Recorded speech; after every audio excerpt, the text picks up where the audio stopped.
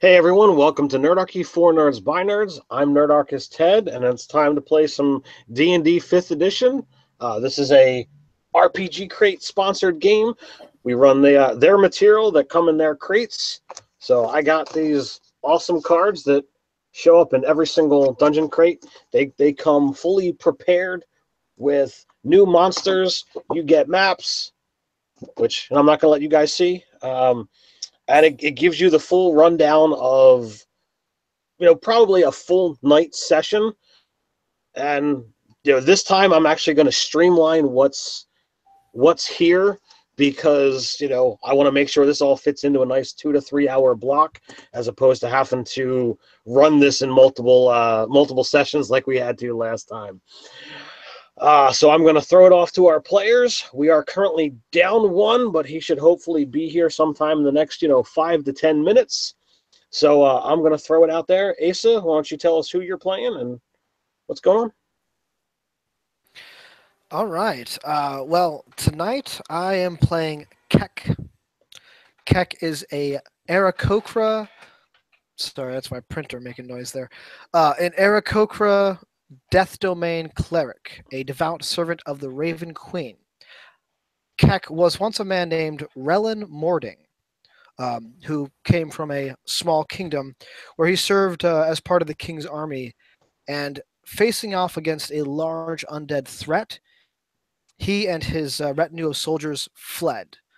And ever since then, Raylan has regretted his failure as a soldier, and he went pretty much mad and lived in the woods, just kind of waiting to die. And one day, in the pinnacle of his lowest point of life, pinnacle and low are the exact opposite. I'm sorry. At the lowest point of his misery, when he was starving to death, ravens began to come and deliver him food. And some of them even pecked away at some of the stones in the cave he was living in until a spring popped forth and gave him water. Some days of pretty much being nursed back to health by these birds, a woman appeared to him, shrouded in a robe of raven feathers, and offered him a gift, the ability to become a new person, to have a new goal in life, and to be able to fight the things that obliterated his homeland. And taking that or death, he chose to make a pact with the Raven Queen. He was transformed into a brand new into a brand new body. He now has the sleek, feathery body of a raven. Um, and ever since then, he has traveled the world, fighting undead and making sure people are not trying to avoid their fates, and really ensuring that those who should not die stay alive, and those who should die stay dead. And at some point in time, he began traveling with some of these other wonderful people here, and I'll let them talk about their characters.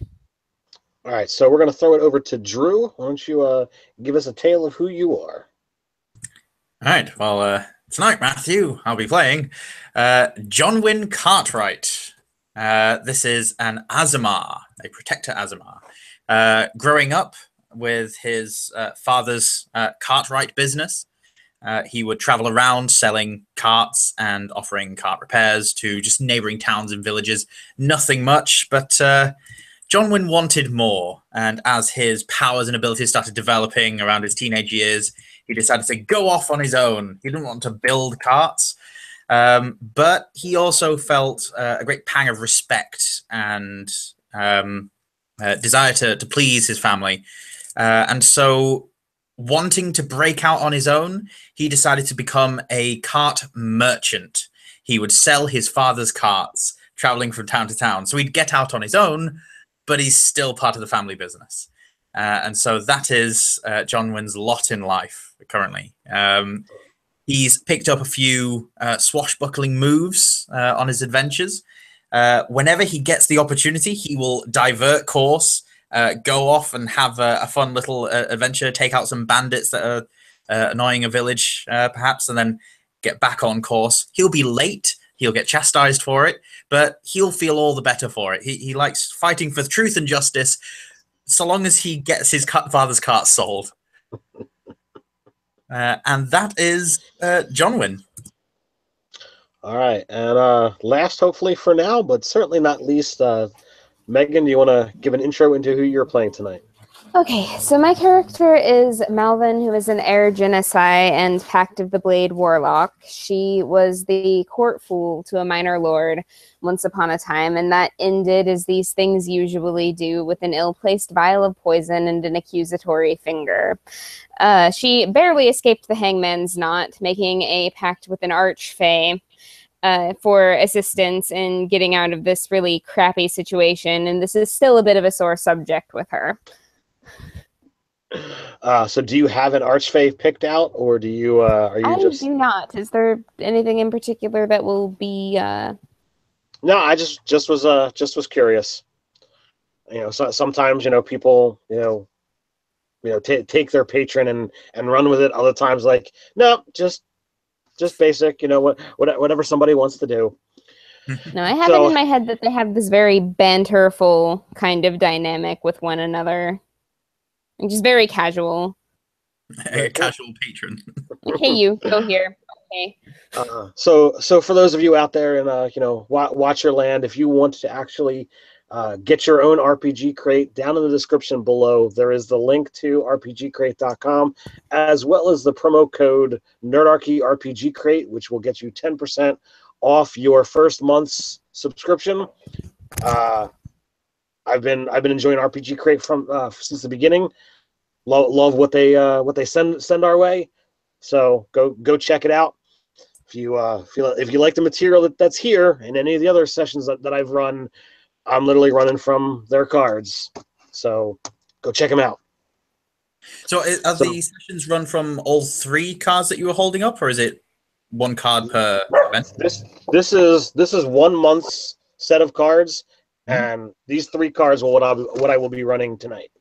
That's really cool. So we will start the adventure off in the Shadowmar, which is a jungly swamp 1 mile to the east of Westwood.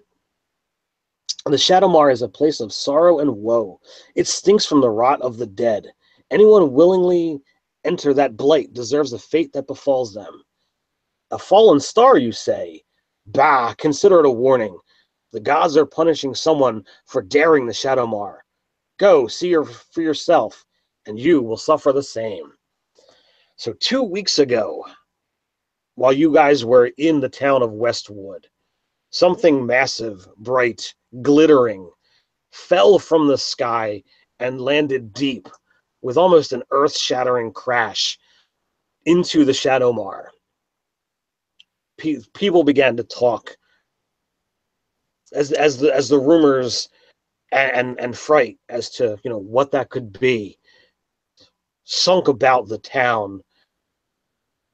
There was a fairly quick change to the life within the Shadowmar. There was a barrier erected long ago to keep the jungle in the jungle, to not overrun the town. But since this thing that fell from the sky hit the Shadowmar, everything seems to be growing at an enormous rate. Bizarre creatures seem to be wandering out of the jungle, out of the swamp, that looks nothing like what has been seen before.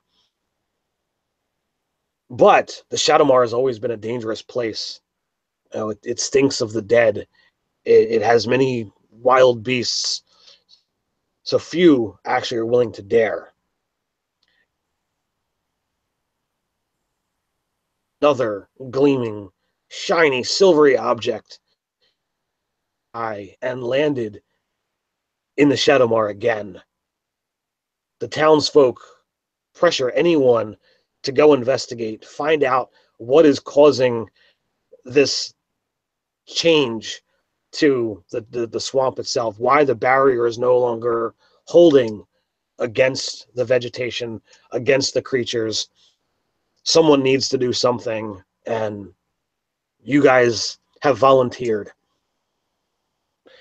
So with that, we find you, our illustrious adventurers, traveling into the jungle, into the swamp, to go and find out what has actually transpired, what these falling objects are, what is causing these changes or mutations, and how to stop it.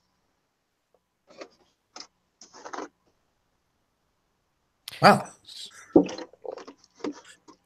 So, is it safe to say that right now we're probably sort of in a camp near the threshold of this swamp? Have we journeyed outside the village for like a day or two? It is only a mile from the edge of Westwood to the edge of the Shadowmar. It was this magical barrier set up long ago by a druid to keep the dark within. Long ago, a powerful druid cast a spell on the ground between Westwood and Shadowmar with the intent that neither could grow into the other. Interesting. Widely known amongst the villagers. Or not, you don't know, but it's been holding up until these past 2 weeks. So if we're at the barrier of the swamp, then I will be, kind of going along and scraping at the ground, looking at the areas where there's a sudden change of environment, just kind of like studying it, and looking to. I'm sorry, Megan. I forgot to write your character's name down. It's Melvin. That's right. Looking to Melon and saying, do you know what magic might be here, if there's any at all? To which I look to the DM. Do you wish to make an Arcana check? Do you want to try and cast a spell and see what you see? I don't have Arcana. No, I have no idea. I haven't the faintest clue. You don't want to make something up? I do know one thing. I mislike the look of this. I'm going to go ahead and summon my Pact Blade now, just in case things go awry later, so I don't have to take the time to do it if something gets the jump on us. That seems like a good idea to me. Whereas I would, while Melvin is sorting this out, I'll reach into my backpack and pull out the small pouch of ball bearings I have, the 1,000 ball bearings, and I'll just take a handful of them and just sort of toss them against the underbrush that's pushing up against this barrier and see what happens. John, when you're losing your marbles. I'm gonna start sort of. I'm gonna start dancing and flopping around, like flopping my wings around, and just kind of doing a bit of a chant in Avian around these two, and it's me performing a coming of age ritual. On whom is the question? All right, so Drew, you're saying that you're pushing or throwing the things at throwing, like tossing them in to see what noises are being made, see what rustles, what moves. I'm just wanting to investigate to see what I can glean from this. Like, does it seem like vegetation is moving in reaction to the things I'm placing, or does it seem more mundane than that? It definitely seems that it is normal plants here. Nothing seems out of the ordinary. Makes the normal sounds that you would expect from little metal spheres hitting leaves and dirt and am I falling noticing logs. Much in the way of small animals in the area? Are there any like birds scattering when they're there, or is there? In this particular area, there is not. My friends, it appears to be dead. Pup? I'm not sure you can afford to lose any more of your marbles. I'm sure a few stout ales in me, and I'll feel right as rain. What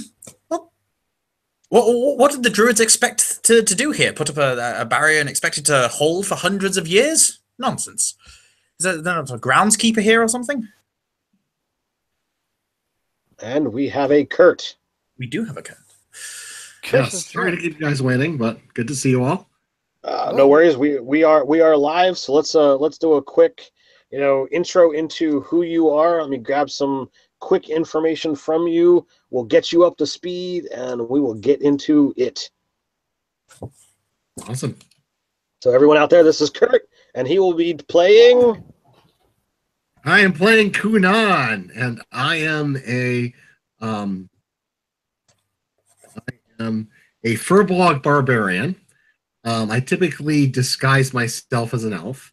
I carry a lance, a maul, and a javelin. I wear a suit of half-plate armor, and I happen to be the last of my tribe. And it is up to me to ensure that their names enter legend. My flaw is that I'm a bit overconfident and arrogant. And I also place no stock in wealthy or well-mannered folk. Money and manners won't save you from a hungry owlbear. And I am driven by a wanderlust that led me away from home. Nice. All right, so how many hit points do you have, sir? I have 50 hit points.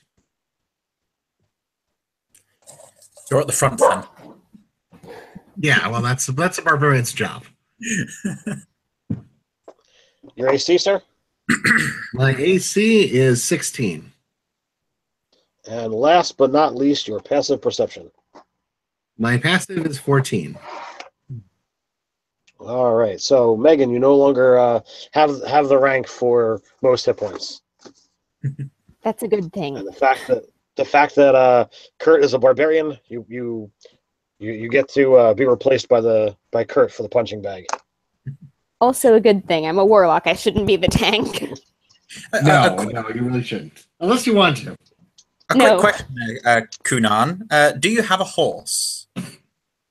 Do I have a horse? I do not have a horse. I do have a draft horse and a riding saddle. Would you like to borrow that, seeing as you have a lance? So are you talking in expected to be character nice or out of character? Out of character. Oh, sorry. Okay, cool. Now, I'm always used... I watch Critical Role, and the players there always have British accents, just like yours. So I thought, he's talking in character. Oh, no, no, sorry. I'm actually in the But, that's very kind of you. That's very kind of you. Yes, I would love to have a horse. In fact, the reason why I gave him a lance is because my first D&D character I ever made, it was 2nd edition, I had to roll randomly. And so the GM was like, okay, you roll randomly for your weapon. I was like, okay, it's a lance. Well, that's weird. I don't have a horse. Oh, well. The GM was like, oh, well, so you have to use a lance. And I was like, okay. So now you just equip lances, huh? Yeah, I thought it'd be an amusing homage to that Cheeto and Mountain Dew soaked room 15 years ago. Wow. All right. So to catch you up, you are on the borderline between the town of Westwood and the Shadowmar. With Westwood a mile behind you, you approach the edge of Shadowmar. The jungle marsh looms tall, dark, and dense. Standing at the edge, you can see no more than 20 feet ahead because of the thick vegetation. As you step into the jungle, the temperature rises as if you step through a wall of warm fog. The air is thick and humid. The ground is soggy and moist. Everything is covered in lichen, fungus, or mud. There is a strange presence of death and decay juxtaposed with the wildly spreading new growth. So I'm going to say that you had your hour there, Asa. Okay. Yeah. Cool. So who would like to have the 1d4 to a skill, not a skill, attribute roll? It's essentially bless for one character. I'll take it, unless anyone else wants it. No, go nuts. So I just performed a bird-like coming of age ceremony for you. For the your ceremony is strange, but I feel invigorated. Thank you, Birdman. Bird person. We prefer bird person. Bird person, very well. Sorry, the mention of Birdman reminded me of the old Birdman TV show, and it's just the cry in the back of my head. I won't torture you guys with it. So, Uh, so what do? You have crossed the barrier. You are now in this, sticky fog. It is, significantly hotter than it was on the other side of this invisible barrier, and the ground is slick with this, lichen and mud and fungus. How Well- are there plenty of trees about? Oh yes, it's a dense forest, jungle, Okay. swamp, all of the above. All right, cool. I've got a plan, but Drew, do you want to say a thing? I was going to say I was certainly not getting a horse and cart through here, so I'm going to be leaving behind a lot of my stuff. Just don't leave your marbles. I say we watch that we continue onwards here. There was certainly some strangeness going on with the rocks falling from the sky and whatnot. We should venture forth, see what's Right. what. I will try to use my background feature, Wanderer. It says you have an excellent memory for maps and geography, the general layout of terrain, settlements, and other features around you. And you can also find food and fresh water for yourself and up to 5 other people each day, provided the land offers such flora and so forth. I think I'm going to pass on the water from here. Thank you. Suit yourself.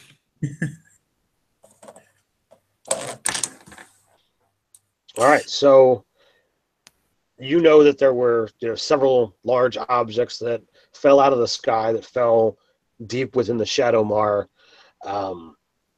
It is hard to ascertain any kind of direction as the trees tower overhead, and as stated, visibility is only out to a very, very short amount. 20 to 30 feet at best. So, what direction do you decide to head?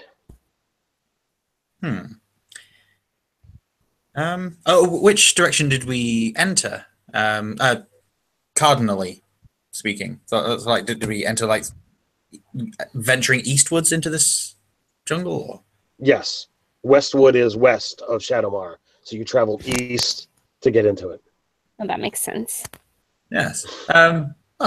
Say we continue east until we hit something. I would like to draw my scimitar and use it, albeit fairly wrongly, I'm not an expert in these things, to try and cut my way through as we wander carefully through this jungle. Yeah, I'll take to probably a few feet off the ground with my spear in hand, and trying to centralize myself in the center of the group.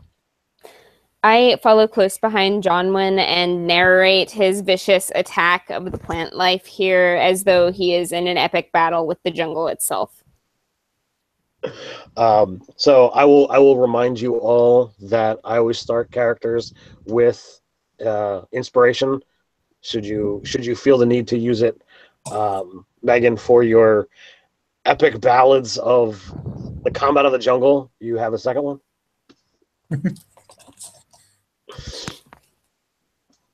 So as you travel, yes. Oh, so it's probably feeling like this is almost poetry. Keck, I've pulled out my journal and a small jar of ink and dabbed my talon into it, and I'm scrawling what she's saying furiously in my journal. You see, even the feather-headed one thinks that this is a good idea. Beautiful Yes. poetry that you make. The feather-headed one thinks it's a fantastic idea. Well done, His Mel. dourness. So as you travel, barely over the sound of the scratching of talon on parchment, the Genasi Gensai, however you pronounce it, telling the tales of what is going on, and of course the sword into vegetation. You hear rustling and clinking noises ahead, similar to the sound you might guess of someone eating metal utensils. Do you continue forward or do you stop? I really want to know what's up there. I will lay cross-legged in the air for a moment and pull out a pair of bone dice and take a few moments to cast a ritual, unless someone's going to dart ahead without me. Well, But I'd like to cast. I was going to suggest that perhaps we might want to caution here, fellows. Perhaps we encircle the noise. Let me ask my goddess. Perhaps she can give us a little bit of wisdom. Yes, I'm Should sure we- she's keen insights into this situation. Go ahead there, Keck. So whatever you guys do it. But over the next 11 minutes, I'm going to be performing my augury ritual. So what do you do to do an augury? So I have a pair of bone dice that have either blank 6-sided dice with either blank slots or crow's heads, and the number of crow's heads I get is determines if it's a good idea, and the number of just blank spots is determining it's a bad idea. So I just sit there and roll those and count them for about 11 minutes or so, and then kind of add it all up in my head. The question I'm going to ask is, should we confront this utensil-using creature up ahead? All right. Well, several minutes into your deep ritual, the choice is stolen from you as a bizarre creature steps out from the trees. You hear a female voice speak in a language you are not familiar with, but you don't hear it. You hear it in your mind.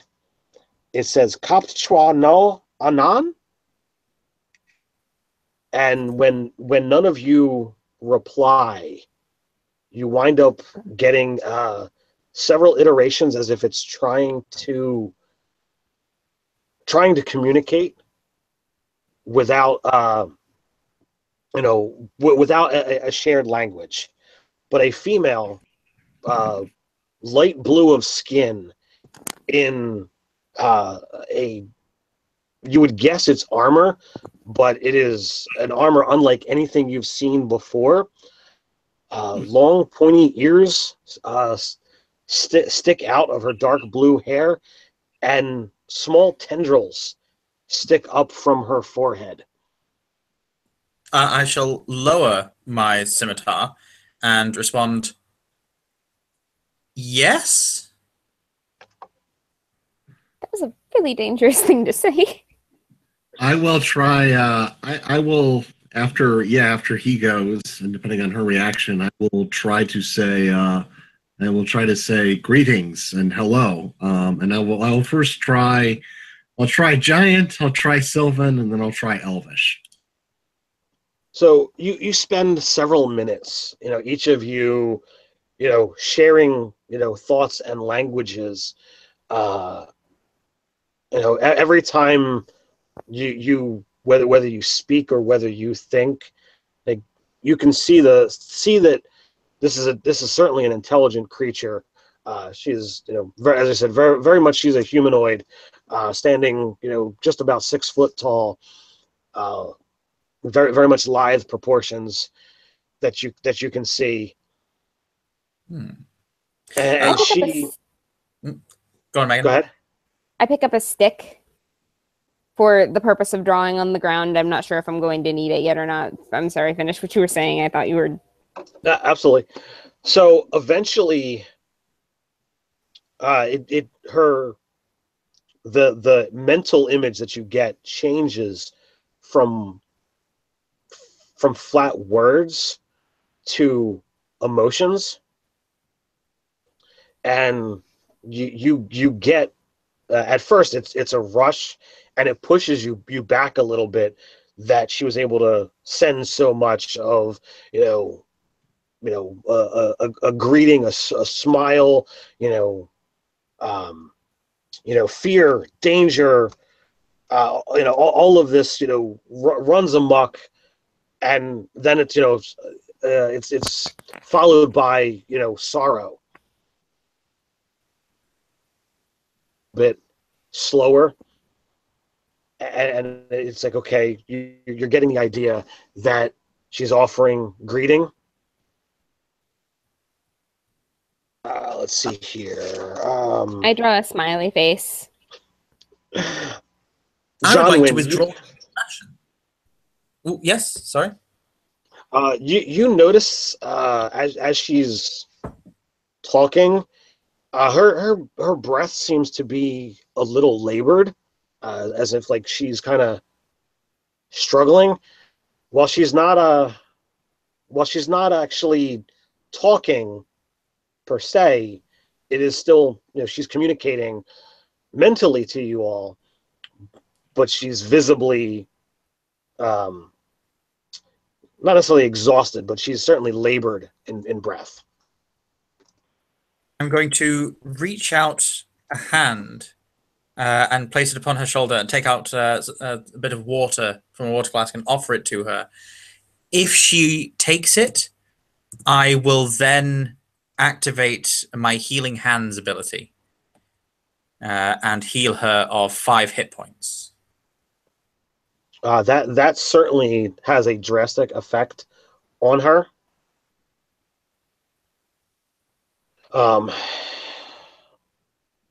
She certainly has a bit of a better time of it after that happens. Keck, drop your dice for a moment. I think this lady needs help. Yes. Oh, okay. I'll approach her and kind of look her over. Does she appear injured at all from what I can just see by looking at her? Nothing that you can see. Do you want to make a medicine check? I would love to. I'll put my hands out and say, I'm not trying to be invasive. I just need to see if you are injured in any way. And let me roll this guy up. Dr. Bird. Dr. Bird. It is what I do best. Okay, my medicine roll is, or not, what is it called, this one? Medicine. It is called medicine. Okay. Oh, okay. It is 25. Wow. Okay. Well, I was apparently being lenient with my my DC. I rolled an 18.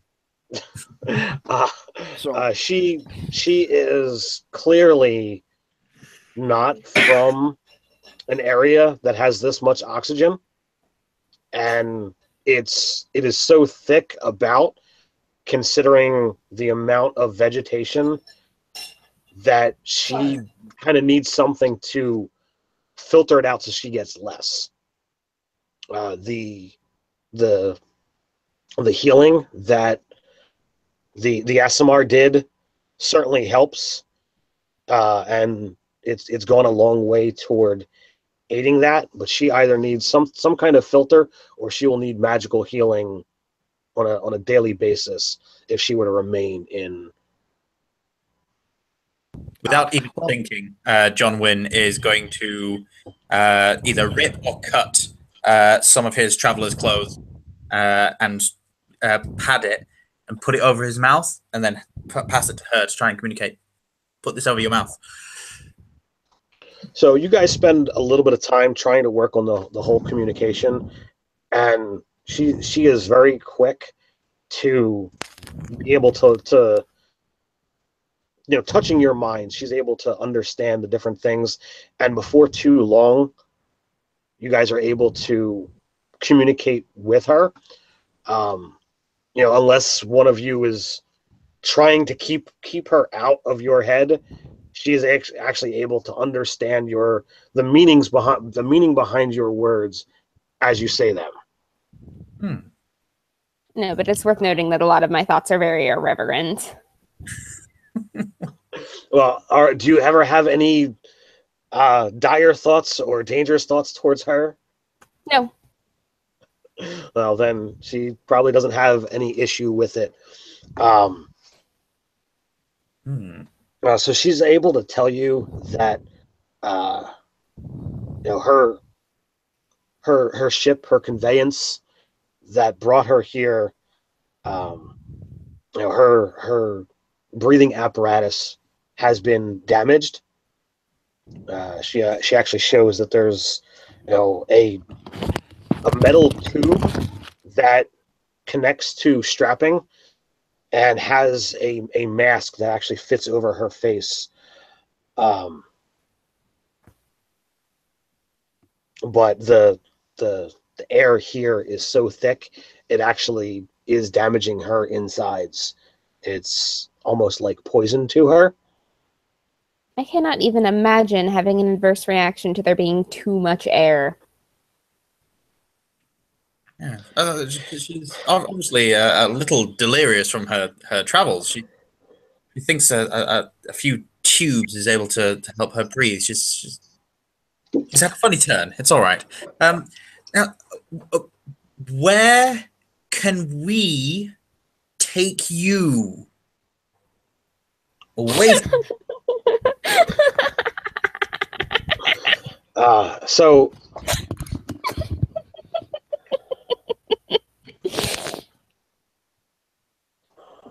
I'm also laughing in character.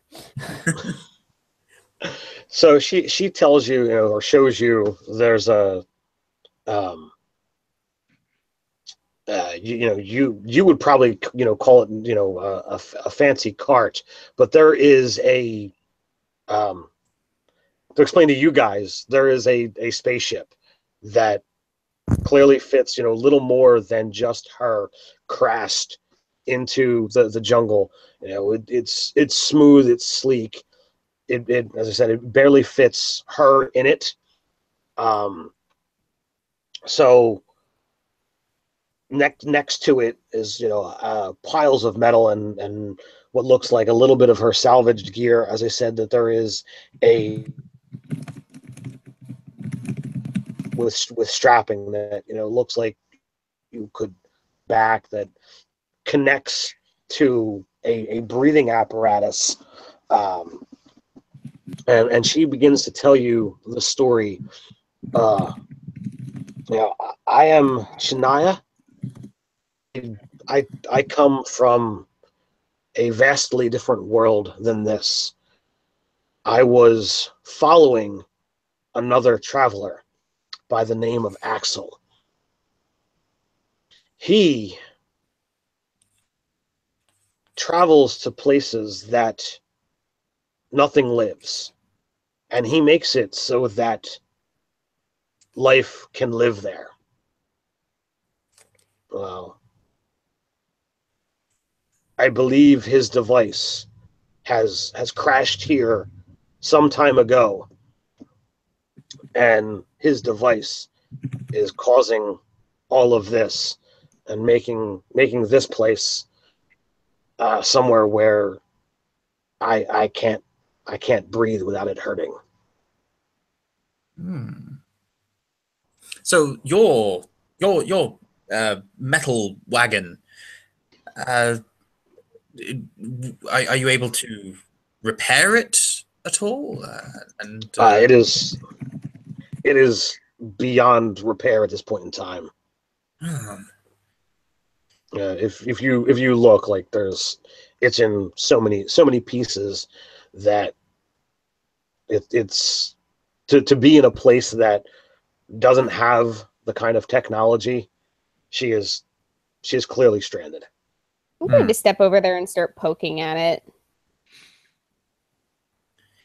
How are you to survive here if you cannot really breathe our air?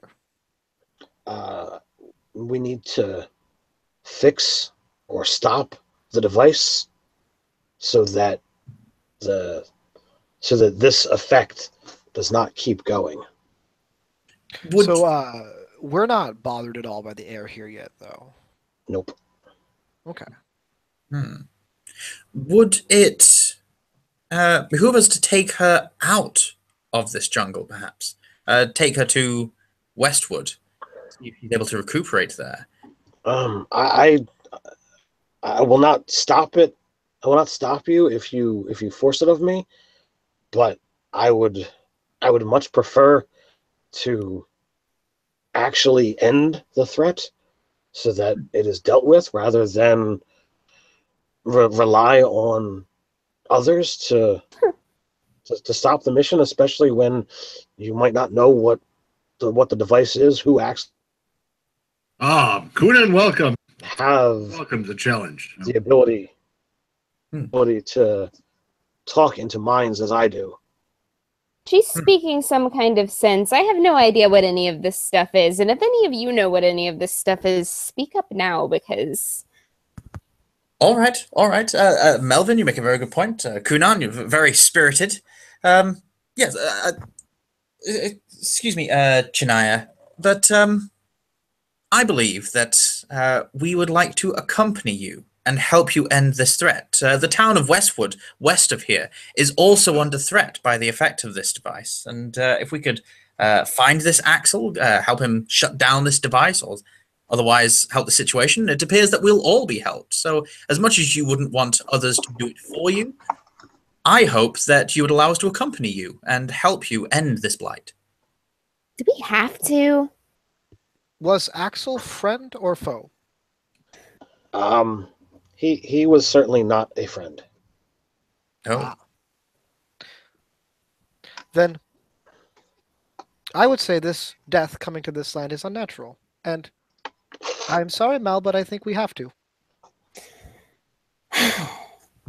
Excellent. I'll Well, agree his with Kunan. severity has spoken, and I do a bit of a mock bow.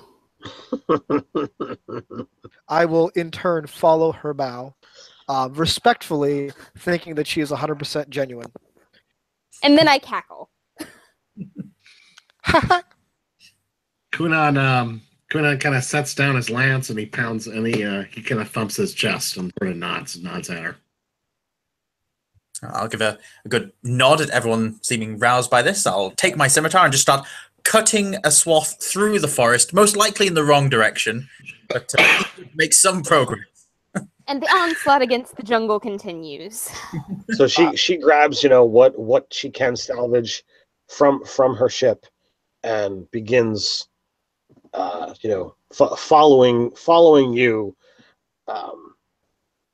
away from what remains of her vessel. Kunan, you're a strapping young lad. Help the lady with her stuff. I will also help her. Very well. Stay close. Very well. And Now, if I had known you guys were willing to play pack mule, I would have had you doing it a long time ago. You just never asked. I have been retrofitting She didn't my ask. saddle to fit Kunan. I imagine she probably It's did because I ask. don't have head tentacles, isn't it? That definitely makes a difference.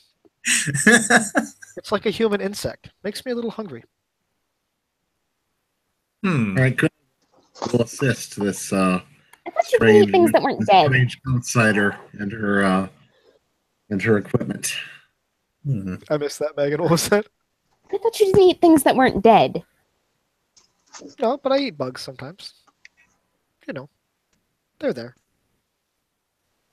You eat bugs sometimes. Sometimes meat's not around. Bugs are meat. Well, yes, exactly. When good meat, fish, rabbit.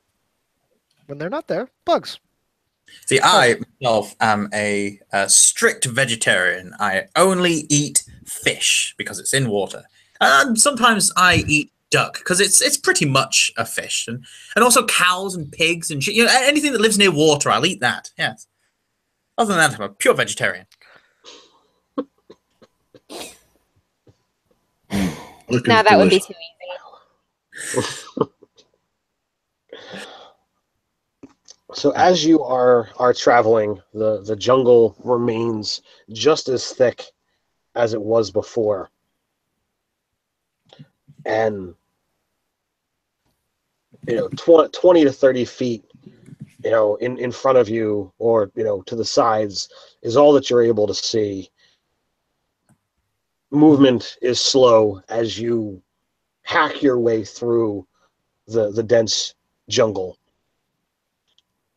In no way, shape, or form can what you're doing can you call stealthy. As you announce your presence to the wider world, as you have the warlock, telling tales. I imagine the Aarakocra has gone back to scribing notes, or are you communicating with your new blue friend? A little bit of both. I think I'm like half listening to Mal, and then I'm also chattering away to Chinani. I don't know if that's her name. Anyway, Benaya. Shania, thank you. And keeping an eye on her physical state, making sure she's not too winded. Yeah, you are. Hey now. Kunan, as much as I may have been rash earlier, would you like to swap jobs? I've only just realized that I appear to be first in line should anything jump out at me. Yes, that would be a task far befitting a mighty warrior such as Kunan. Yeah. I will go out the front, and I will say, although I may have to borrow your scimitar, my maul and my lance are not the most ideal tools for slashing through the jungle. Truly, you can't just poke the trees out the way? No. Okay, you can have my scimitar. There you go. Thank you. Thank you. Now, let's pick up this stuff that you've been carrying. I don't offer to carry anything. So, coming from all around you, a half a dozen animals, and I use the term loosely, you can barely see a semblance of what the original thing was. But whether it be tentacles that have sprouted at awkward places, whether it be extra limbs that are grown, fur on things that were scaled, or scales on things that used to be furred, creatures have been very mutated from what they once were, pop out of the vegetation around you and are on you almost before you can react. Squamous beings! So please roll initiative. Truly, I would almost you dive are toward full them. of valor. I would almost dive toward them before I realized they're not tasty food. 10. If you guys could just put the initiative in the chat, please. Yep. I am right there with you, Megan. So we have to roll dice. There's no dice roller or anything like that? Correct, sir. All right. I get a +5 Damn to you, initiative, Google technology. and I rolled a 7. All right. As in, I rolled a 2. I Oh. have 7. We have I too rolled very seven. poorly. A 7 All right. for Drew. Oh, Par this for is the going to be RPG fun. crate game. We are rolling like shit from the start. Get him out of the way, Erwin. And I've just made it a mature stream because that's what I do best. All right, so PG-13, but You can get away with 1 or 2. hey, I could drop an F-bomb. Just one.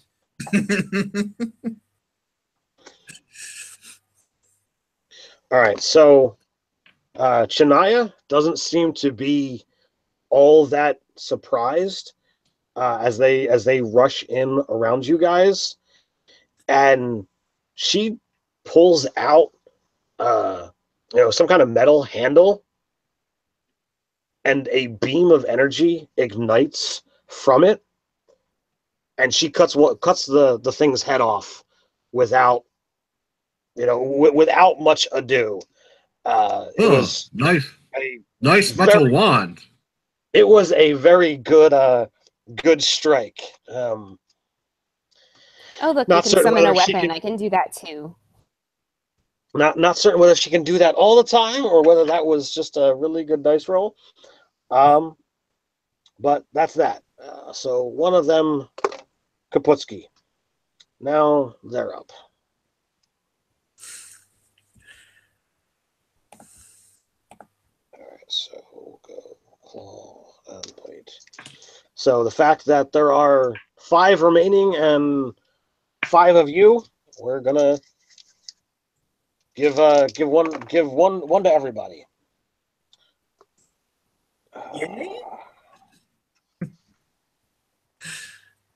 So Shania manages to dance out of their out of the one attacking. Ooh. All right. That's not good for Asa.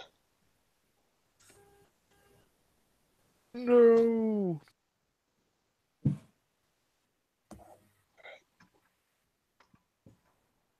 All right. You're not immune to poison, are you? Sadly, no. So could you make a con save, please? I could. I mean, well, I can roll it. Don't know if I can make it. I think my con is a +1, so that is a 14. All right, so you pass. So instead of 10 poison, you'll take 5. Save. So you take 5 points of poison damage.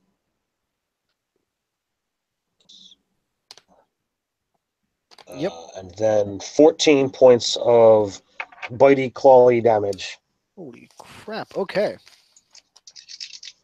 And next on the list is Megan. And they both seem to hit you as well. How do you feel about poison? Anything special there for you? Well, Can you make a con save, please? yep.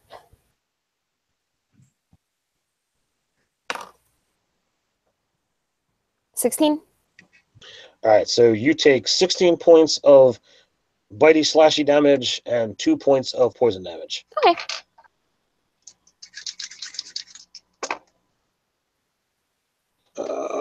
Kurt is at a 16, so the bite is going to miss you. So I need a con save, please. Okay, con save. Yes, sir. Okay, 16 plus plus 5, 21. All right, so you're going to take 4 points of bitey or clawy damage and 2 points of poison damage. And Drew, you get off scot-free.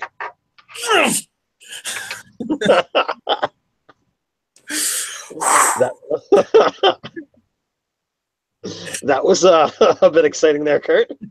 Drew. Ducking and diving, that's what I'm doing. I am squishy as all get out. So I've got the numbers here. I say it. Sadly, I didn't get to jig anybody the first combat. We'll see what happens. No. It's still coming. All right, so that is Megan and Asa, and since Megan went AFK, that's up to you. It gets to me. Okay. So he just like come up and bit me? Something like that? He bit at you. He slashed at you. All right. Look at these things as kind of dog, cat, lizard, tentacle things. Okay. Well, I'm going to use my action to just disengage and fly up into the air. Just a few, probably about 5 feet, so I can kind of stay out of his range, and brandish my spear at the ready. And kind of like just move to where I'm centrally have as many people covered with my spear as possible. So if they try moving in, or through my my attack range, I can whack them with it. Just working on positioning, really. Okay, Megan. All right. Okay. Did I miss anything like game changing as far as the terrain goes? No. Okay. Drew celebrated that he didn't die. Oh, good. In that case, I extend a hand and cast Shadow Blade, so like another sword matching the first one that I called to me earlier appears in my hand. I'm going to attack the one that attacked me. Okay. Okay, so I get 2 attacks with my Pact Blade. Does a 15 hit? It does indeed. Yes, good. Oh, that would be 3 damage. Second swing. I rolled an 18, so I know that's going to hit. It does indeed. It's 6 damage, and then the Shadow Blade in the other hand. I just nat 20'd with my Nice. Shadow Blade. And that's the 8s.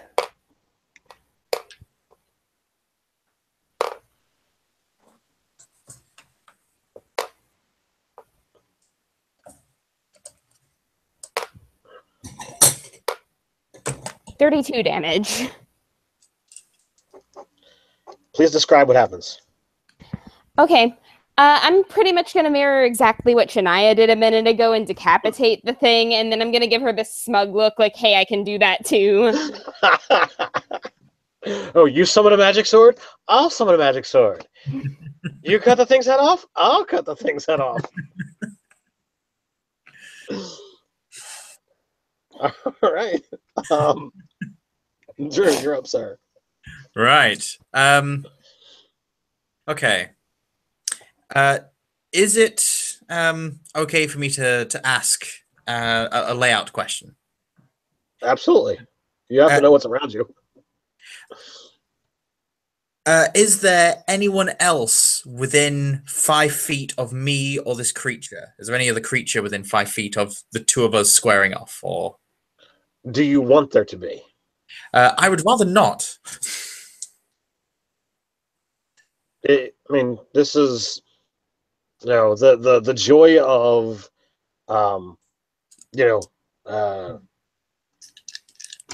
this type of combat is, it can be whatever you need it to be. So if you want to be, tag teaming, or you want to be solo in this guy, not a problem.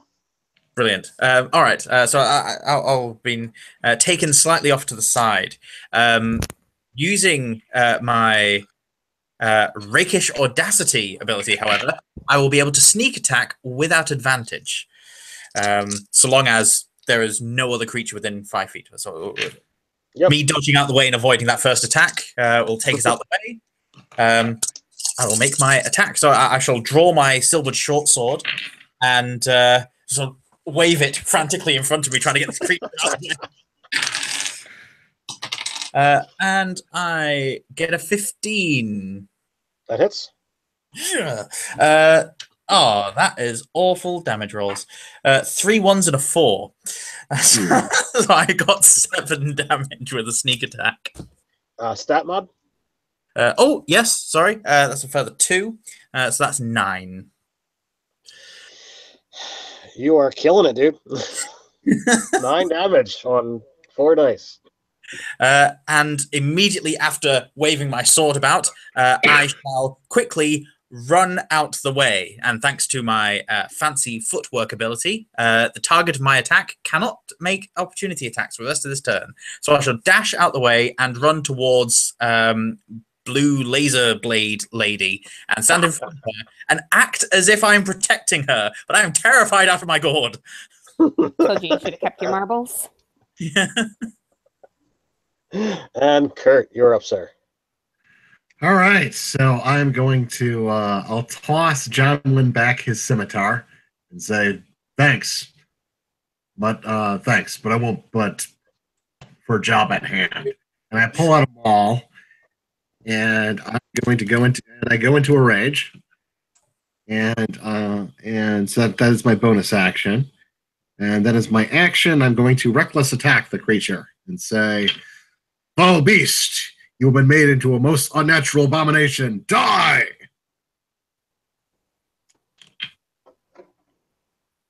Okay, and I get a 19 plus 7, 26 to hit. Easily does so.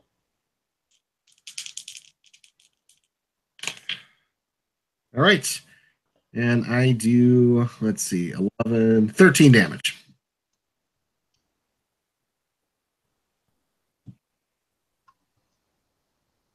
$13 damage. Yep. So that is the first attack, and then I get a second attack, but it's not reckless. Okay. However, attacks against me are now with advantage, which is the drawback to reckless. My second attack is a 19 versus AC. Yep. Can't shake those fourth edition mannerisms, can you? Yeah, I guess so. All right, and then for my my damage is going to be 8. All right, so it's 13. And they are both bludgeoning. 13 and 8. Yep. All right, it is still kicking.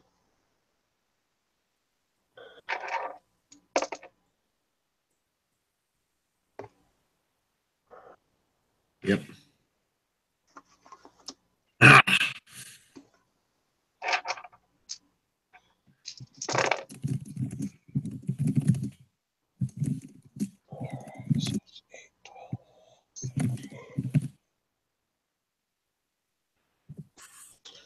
So Shania kind of moves into another one. She does not do any, head chopping off, but manages to do some damage to it. There are 4 remaining at the moment. And since our Aarakocra kind of went into the sky, he will be the one to not get an attack. Can't heal you if I'm dead. Fair enough. All right. So since we go to Megan next, she is the one that's going to suffer the brunt of my third natural 20 of the night. Oh, good. Ooh. I also need to roll a concentration check. And a con save. Okay, so that is 19 on my concentration check. I probably do not lose my Shadow Blade. And my con save is 14. Okay, so you pass your save, so that's going to... Yes. 11. All right, so from the first attack, does 13 points of damage. The second attack is going to do 9.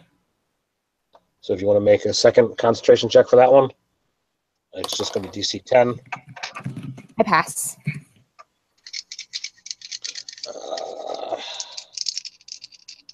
Attack moves in at Kurt. And I he am is very only- hurt, though. How much damage was that? I have 3 hit points left. Good deal. All right. You and I have the same initiative count, so I'll just pop you up at the beginning of our next turn. Sweet.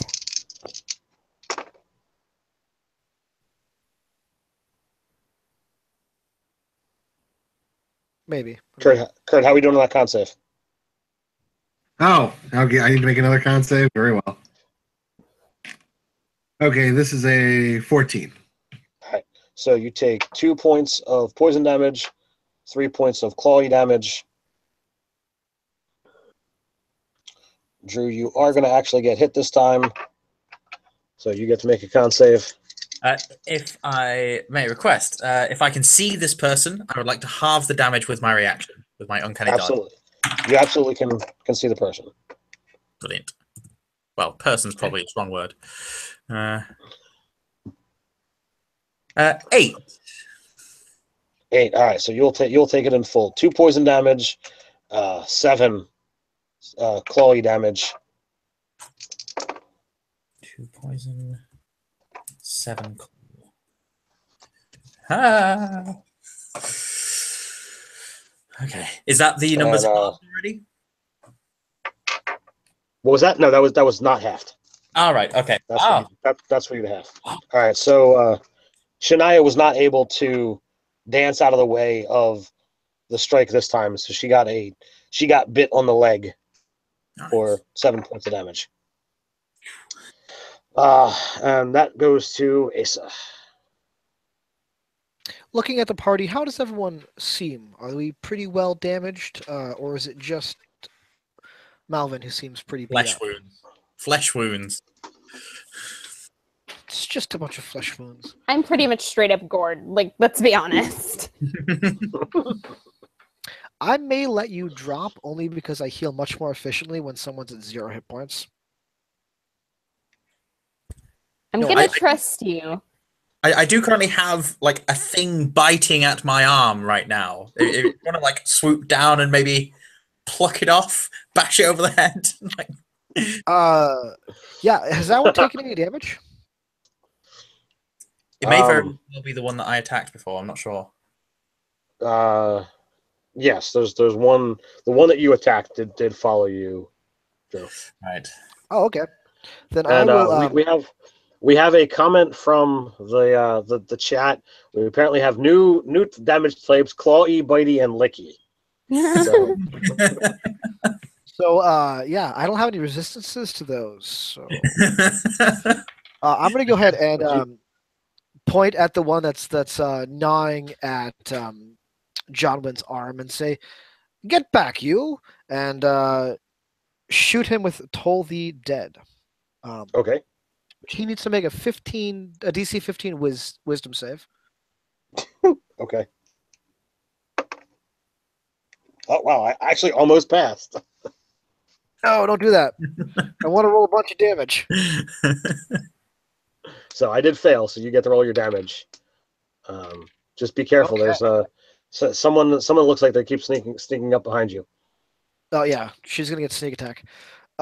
It's 8 damage of the radiant sort, as a bird just made of complete light comes darting out of the claw that I pointed at the thing and crashes into this creature. Okay. And other than that, I'm going to stay at my defensive position and kind of look around and call everyone to sort of come to me and make like a defensive barrier. Okay. Megan? Once again, attacking the one that attacked me. Because there's another one that fits that description now. Yeah, well, the undamaged one moved into you.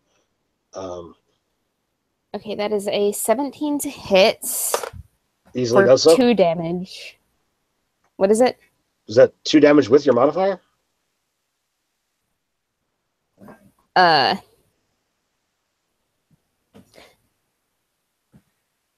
Yes.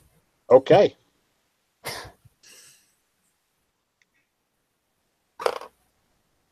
It's 23 to hit for 2 damage again.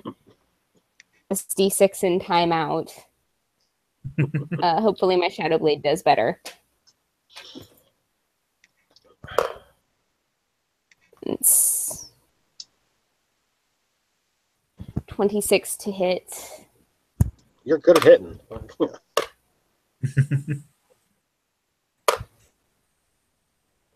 For 21 damage. All right. It is still kicking. You have three of them that are, pretty beat up. Fourth one's actually close as well, but 4 of them are still standing. Drew, you're up, sir. Can I just quickly try and telepathically communicate with Chania and say, like, could you take this one? Do you think? Do you have ways of telepathically communicating? I assumed she would still be actively trying to read. Well, I suppose not in a combat situation. I shall think this in my mind, and upon getting no response, and go, never mind. And I'll try and maneuver around it so that it's between me and her, and try and confuse it enough that I might get advantage on the attack roll. Nope, sorry. Well, never mind then. Good try.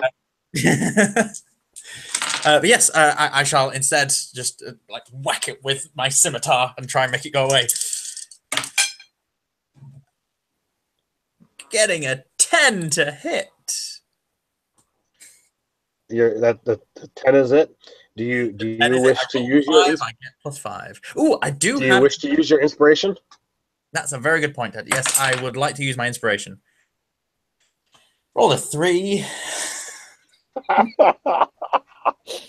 All right. Well, you tried, sir.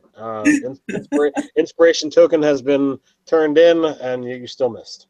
Yes. Well, in that case, after beating it and trying to get it away and it not working, since I attacked, regardless of whether or not it hit, I can disengage completely for free. So I shall run towards Melvin even. And as a bonus action, since I was thrown my scimitar, I now have a light weapon as my offhand weapon as well. So that was with the scimitar. I would like to stab with the short sword at one of the creatures that's fighting Melvin. Thank you. But doesn't it require a bonus action for you to disengage? That is if I use cunning action, but because of my fancy footwork, the target of my attack cannot make opportunity attacks against me. So I'm basically running away without disengaging. Okay.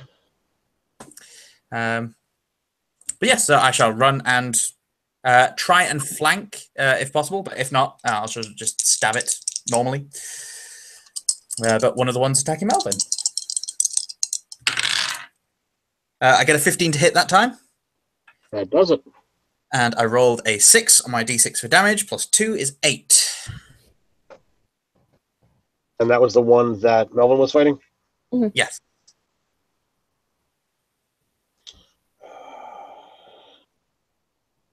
All right, describe what happens. So pushing this creature away and swinging wildly with my scimitar, missing, I look over, see Melvin is struggling and getting quite beaten up. So I charge over with my short sword, holding it like a lance, and just charge full pelt into it, going all the way to the hilt, and then pulling away, going, tentacles, tentacles, tentacles, and watch Such grace from the blade. Are you all right, Melvin? Yeah. Thank you. All right, Kurt, you're up, sir. All right. So all of a sudden, Kunan grows like 3 feet taller. His skin turns blue, and his kind of hair turns greenish, and his eyes are blazing with blazing with yellowish fire. And he just says, "I am Kunan, last of the Furbolgs. You shall fall before me, wretched creature. And I call upon the ancestors of my tribe." So as a bonus, a swarm of ghostly figures surround the creature, and as a result of that, it has disadvantage to attack anyone that's not me, and also can, if it disengages from me, its speed is halved until the end of its next turn. Okay. Yep. And then as my first attack action, I'm going to reckless attack. And that is a 26 to hit. 26 easily hits. Okay. The second attack is only a 10. So I think I'll spend my inspiration. Inspiration. The second attack is a critical hit. So what is your damage on your first attack, sir? Okay. So the regular attack is going to be 16 bludgeoning. 16 damage on the one attack? Yep. All right, describe what happens. All right, so I just take them all and I just smash into the creature, like just smashing bone and hitting it with such force it sails several feet back into a tree with a sickening thud and does not get up. All right, and then I'm not even going to have you roll. You just keep swinging and barrel into the next creature in line, which was the one that Drew ran away from, and nice. Your maul literally, caves the thing's head in, and the thing falls limp. Ah! I just let out a triumphant roar. So the Doesn't he the seem final bigger and angrier than normal? the final creature, sprints off into the jungle, wounded, dripping, sickly green blood as it goes.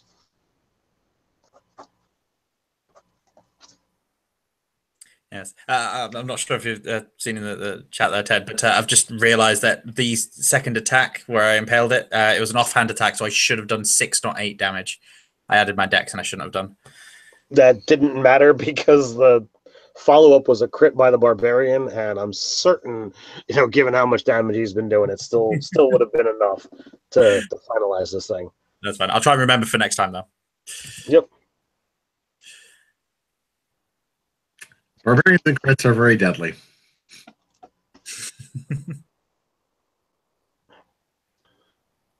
Right. So, Well then. how many of them are left? The last one ran off. Yes, it appears we killed them all. At So this there point, are four of these things. Most of them are combination of cat, dog, and lizard. One of them is a gorilla with like insect wings. One of them is a snake with legs. Very, very creepy looking things that just are not in any way, shape, or form natural. I shall pick up the snake with legs with my sword. Go. I shall call it a sneg. Yes, I it does open seem my to have hand helped and our journey quite a bit. I'm gonna go up to Mal and look her over and say, "Are you okay? clearly Did you not. survive?" Okay. I'm gonna rustle through my bags and pull out a potion and say, "Drink this." Ah. So healing potion yourself. Okay. I was curious to know, like, you say that you heal better when they're at 0. I was wondering whether you were going to smack her or poison her or something. Heal. Thank you. When they're that close, I mean, come on. Right? Nah, spells are important. I need to save them. Potion or 25 gold a potion. Well, I'll turn to Janaya and say to her, what is what things? What like why? Use your words, John Wynn. Thank you, Alvin. Janaya, for why? Like the things? That's think not what my- animal that we have. Why do we have animals that we don't have? I don't know. I'm guessing it's a side effect of the device that Axel must have set off. I mean, it's supposed to encourage life to grow, and I mean it's supposed to make plants grow where plants can't grow. So I guess in some ways it alters life, it changes life. Well, they definitely grew something. Whoa. Janaya, while we're getting closer to this, is this thing still helping life find a way, or is it off and we just need to reverse it? Oh, it's probably still on. Is it airborne? It shouldn't be. Okay. If it was, I was just going to stop breathing. Yeah. I can do that. Doing your task. I was going to aid you in not breathing and join you. Right. How are we all? Kunan, are you finding your center now? Yes. Do you wish me to seek out the wounded beast? Well, I don't think that's necessary. But Yeah. I have to ask, what happened? You were, this, and now you are this. Did the machine get to you? I'm a furbog. We are a race of fey people, much like your elves, but as sort of resemble humans. Furbogs are kind of the giants of elves. We have discovered that given the prejudice against giants, although it is mostly justified, it is necessary for us to hide, to conceal our true nature. I apologize for concealing my nature from you, but I did not know whether or not I could trust you. But now that you have proved yourselves in battle, I know that I can trust you. I like Yes. Faye. No need to hide yourself. So do you guys take a short rest? Do you continue on? Yes, please, short rest. A little nap will do. Yes, I think that'll be a good idea. Yes. In fact, yes, I'll take a short rest and spend a hit die. I will as well. Mm-hmm. Drew, you said you have some off healing. Does anyone else have any way of healing themselves? I know that I have a I way have of one potion of healing. Yeah, I've only got one left as far as the potion of healing as well. Quick question. When rolling hit dice, do you apply your constitution modifier? Absolutely. Okay. I heal. All right, I will spend one hit die as well. I'm actually going to use 2 because I rolled like crap with my first one. Oh, it sucks. One to con is killing me.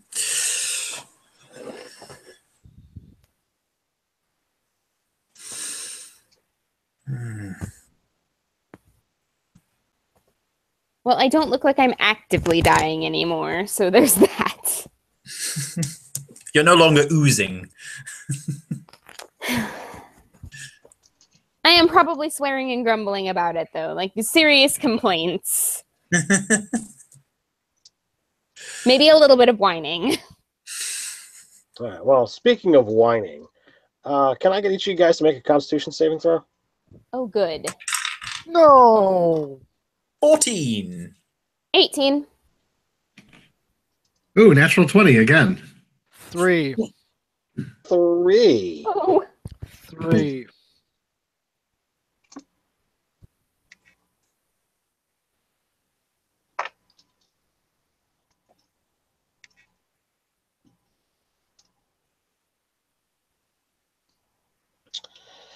Are you right-handed or left-handed?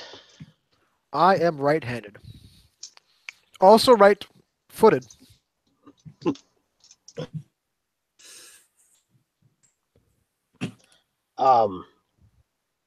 So your right arm feel weak.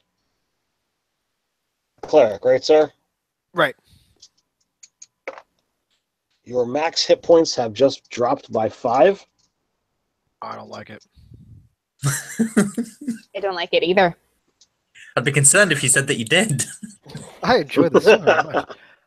To the point that I think it is now time for me to start muttering and praying to my God and potentially increasing all of our maximum hit points by 5.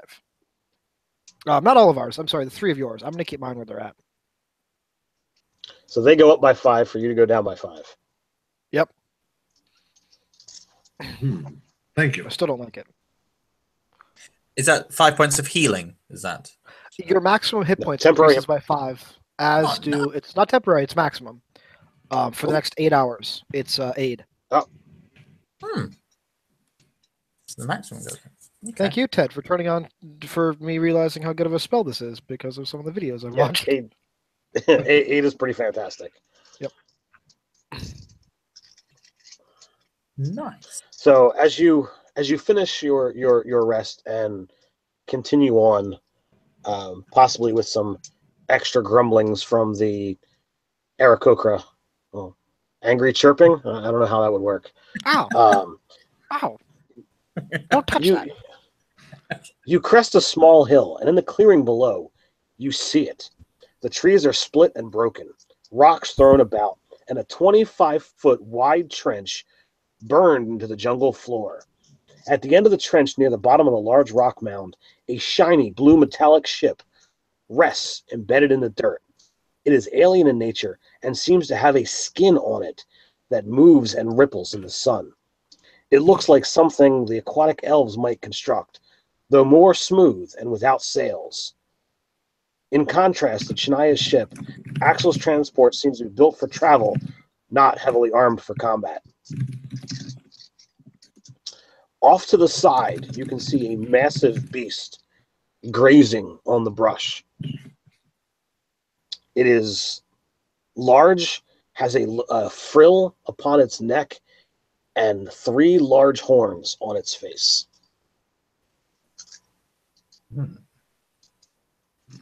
What sort of beast is this? Dinosaur! I don't know, but it's pretty. I like its color. It reminds me of something that a harlequin would wear. I want to ride it. Would I be able to rack my brains, see if I could recall seeing this on my travels around the lands up and down at all? Or... Can I make a nature check? That is an 18. It is what is heavily referred to as a dinosaur, more specifically a triceratops. Would I know that they're herbivorous or not? On an 18, absolutely. Okay. I think we're okay, guys. But it's a plant eater. I reckon. Like that. Pardon? With horns like that. It's mostly used for perhaps a mating ritual or defense. I'm not fully sure of the details, but I've seen things like this before. Bards go on about them. I'm sure you've probably heard of them. Yes, it's something that's probably just roosting there. We can go around. We don't need to confront this thing. However, I am very curious. Are we supposed to be going inside these sailless box ships? Janaya? We need to look for Axel's device and Axel himself, if we can find him. He is the one that is going to know how to deal with it. What does this Axel look like? Let's see here. You've got a Aarakocra, an Aasimar, a Furbolg, and an Air Genasi. They walk into a bar. The Aasimar. How much of a human do you look like? I'd say body size and shape, absolutely human. Perhaps with a more grayish pallor to the skin, and the eyes look slightly glazed over, but I've still got full color to my iris.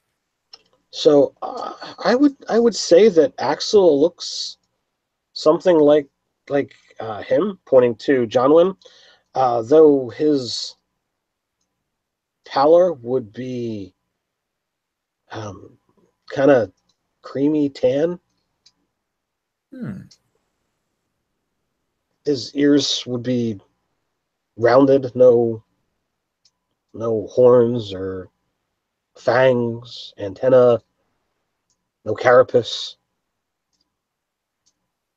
It's And squishy. you and Axel are not same species, so perhaps he is not weakened? Depends upon the world he comes from. All right. Would his device be in his ship? Is it something he could take with him? Do you know?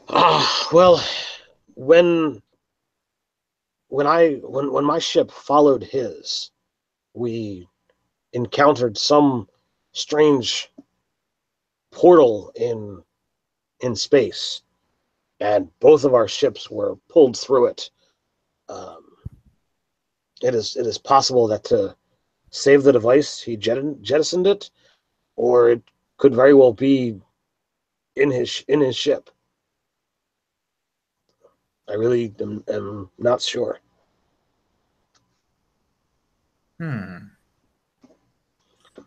Well, perhaps we should try and go down and approach these vessels and hope that this Triceratops is full.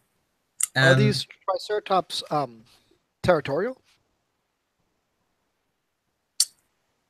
well, leading scholars believe that they probably would be, yes, but I'm not sure if he would reveal that. Possibly. So maybe we should have a plan. John for, Wynn say. Sorry? What would John Wynn say? Or John Wynn? WWJD. WWJS. Okay. Most creatures of this size tend to be fairly territorial, bears and lions and whatnot. I'd imagine that it's somewhat territorial. Perhaps we should exercise caution here. I would. What's that mean? Plan. Cautious. Cautious. Being careful. It's the kind of thing that you don't do an awful lot, Malvin. I'm not sure I follow. And I'm like just absolute shit-eating grin. Like you can tell she's trolling you. Maybe it's time for a distraction. I'll reach I'm good my at dual bearings. I can try to speak with the creature. My people do have an ability to communicate with plants and beasts. Ooh, that might Do be a it. good idea. What do the plants say? I really want to see him do this. As do I. Yes. Go on, Kunan. Have at. All right. So I will kind of cautiously approach the creature, kind of sheathing my weapons and, raising my hands up to say I mean no harm. And I'm going Saying to. it, I'm going to draw my hand crossbow and train it on the thing just in case. Yeah. And I'm actually going to make my way to the ship while the thing is going to be distracted and Yep. see if I can rummage around in there while he's doing this. All right, and I will attempt to pacify the creature. What roll would you like me to make? Because I have advantage on charisma rolls against animals and plants.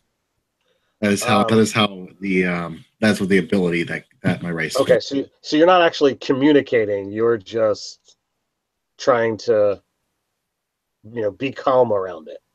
That's what I was Yes. like. You're not actually, you don't have speak with beasts, right? No, it's Okay. it's a very limited manner of communication, but I'm just trying to stress that me and my companions are not a threat to it, and we are just passing through. All right, so why don't you make a, persuasion check and see what you get. All right. Okay, and I get a 16 total. All right, so you believe you successfully communicated to the creature that your group is of no harm to it or to him. And he kind of continues to graze. Asa, when Keck descends towards the ship to look at it, the skin that looked like it was moving is a horde of insects of many different types, varieties, and sizes. There are eggs, there are larvae, there are fully grown adults, and the ship just swarms with all of this. So lunch.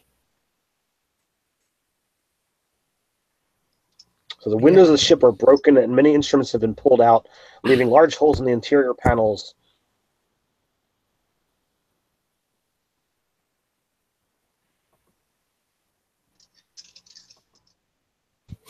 All right. So I'm seeing all these insects crawl over this thing. Is Ted frozen? I'm here. Oh, okay. Sorry. I constantly have to read and recheck what's here to No, it felt like a half description, and then you had your head down, and you hadn't moved, and I'm like, oh no, what's going on? All right, so I'm looking over these bugs and all this stuff, and do they look mutated? They do not. Okay. Mm. anything that's particularly like poisonous or threatening that I would recognize, or they just seem like It just seems to be en masse. Nothing that looks like it's gonna reach out or strike out at you. okay. Then I'm fighting the urge, guys. I really am. I'm gonna like brush some of them off and see if I can find a way to like open up the ship, some kind of compartment. Well, as I said, there are windows that are broken. There are instruments that have been pulled out, and there's holes in the panels. So where there's ship, there are insects. Where there are broken, there are no insects. I'll look at Shania and say, what should I be looking for? There is plenty of things here that I do not understand.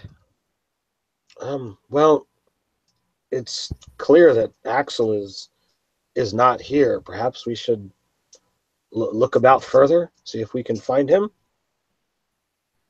But of his device, does anything that here look like it could be that?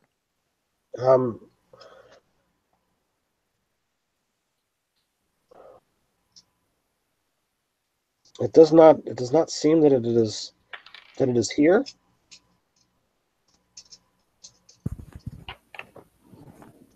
Unable to hold it any longer, Keck reaches forward and plucks up a rather large-looking caterpillar and pops it into his mouth.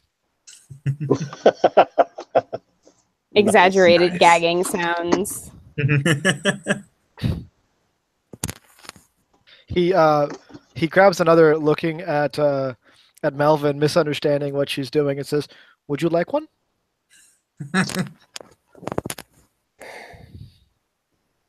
Oh, I understand. Gesture. What she's wanting, Keck, is for you to pre-chew it. Johnwyn, Mm-hmm. I'm warning you. Oh, are you? What's that like? Holding up the caterpillar, I'm going to say, "The Raven Queen has decreed that it is time for your death." I'm going to take this opportunity to scarper back to the top of the hill that we sort of emerged atop, looking down onto this scene, and have a look around.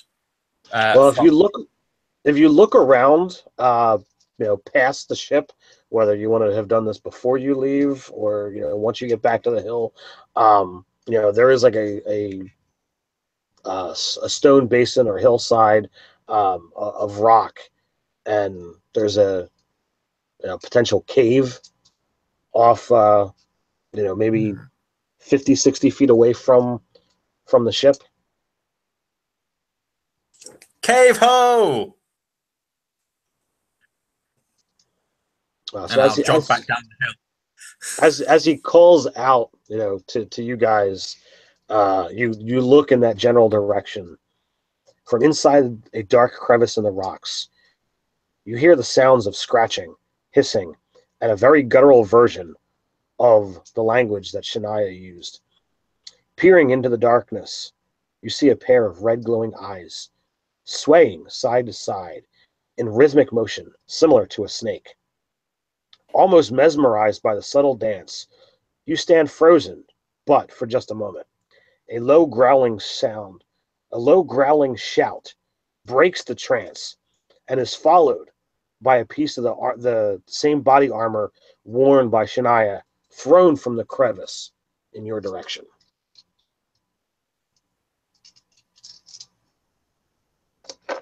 Dude. What do you do?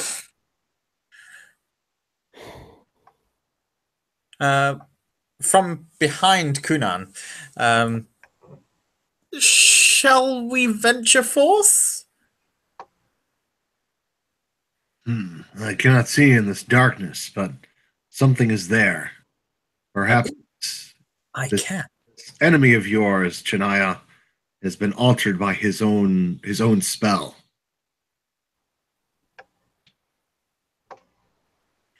I would like to sneak around behind Kunan and then back towards the ships and sort of swoop around out of the immediate visual cone from this cave mouth, and see if I can approach from the side of the cave and then just peek my head in and see what I can see inside the cave.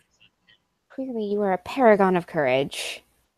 I'll kind of gesture to Kunan that him and I should sort of take to the front of the cave, in case anything goes poorly for our sneaky friend. Well, Shania comes with you as well. Not like, oh, let's stride boldly into the cave, but staying with the group. I'll look back and say, Melvin, you coming? I follow.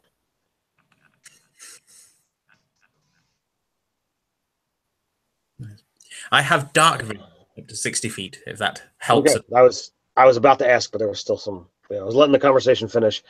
So when you look, you see, what you would expect to be a healthy man,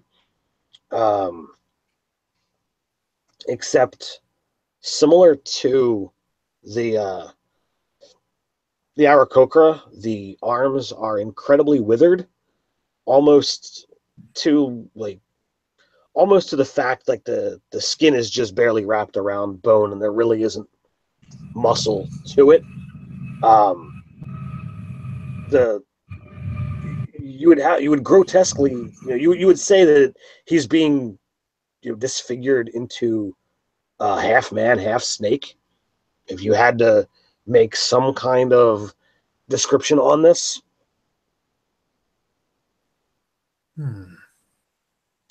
Clearly he has an expression of pain on his face, and there's something that you just can't place behind his eyes. I'll cock my head to the side and look at him and say, I'm sorry, but you are not long for this world any longer. Do you also have dark vision? I don't. What I will do then is, because as an Aasimar, I get the light bearer ability, so I can cast a light cantrip. I shall put light on the pommel of my sword and venture slowly into the cave with this light, trying to make calming sounds. I'll again, just like we did with Chania, drop from common to celestial to dwarven to orcish, try my different languages and being like, okay, friends. Slowly approach with this light. So he hisses at you when you cast the light, and despite your attempts to kind of speak, he doesn't seem to understand. Shania offers to translate if there's something that you wishes to say to him. Ask him if he needs food or any help. This is clearly not the same man. He did not look like a snake. This is wrong. Something's clearly gone wrong here. Now I'll say the thing I was going to say earlier. Mm-hmm. Now that I can see it. Yep. Light. And what was it that you were going to say? That he is clearly not long for this world any longer. And I kind of look at him really pityingly. Like, I understand that there's something that he is missing now. I've seen you wield energies. Do you have energies of restoration? I may try.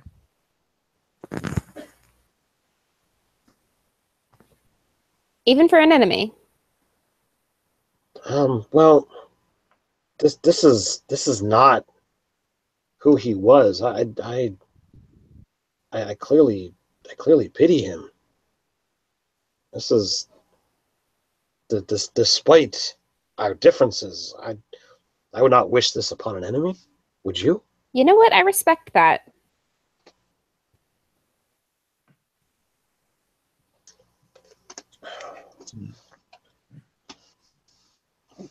And I don't know. How shall we approach? How shall we deal with this? Well, he certainly seems terrified and not well at all. Perhaps we shouldn't crowd him. Let's the rest of us abscond. I'm sure Keck's got this. You got this, Keck, right? I may try.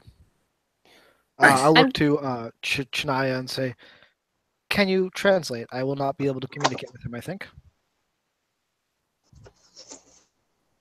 Absolutely, I can. I'm going to take a moment, I think, and cast Zone of Truth just around the area. Okay. I want to grab a patch of wall, like where I can see what's going on, just in case. And then I'm going to sit down in front of the creature, in a comfortable distance, with my legs crossed and staring at it, and say, "I may not have the power to heal you directly. It really depends on what it is that How close are you getting? You know, does he has to be inside of the zone for it to affect him.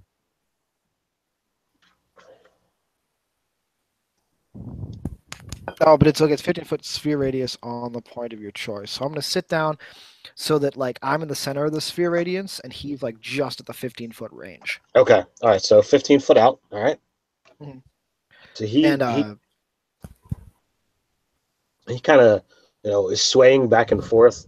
You see that his arms are practically useless, and you question whether the scales on his body, if they were, she's already said that they weren't always there, but they seem thick. His hair seems to be falling out, and his head is altering. So it does not look good, but he's kind of got that swaying motion back and forth as he's looking at you. It's a little eerie.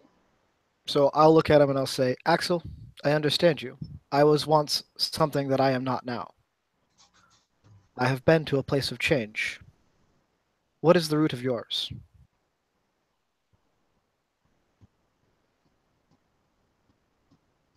With a hiss, he winds up, again speaking in that language that Shania had used. She translates the device. She uses a word that you've never heard before. When she used it before, she kind of had explained it that a terraforming device is what is used to change a land barren of life into a land full of life. But typically these things take many years to have happen.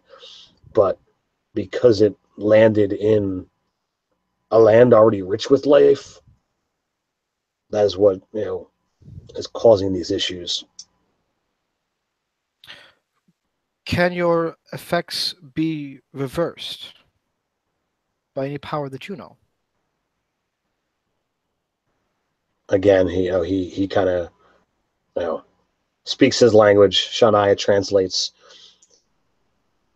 To my knowledge, they cannot be reversed, but they can be halted if the device is found and turned off.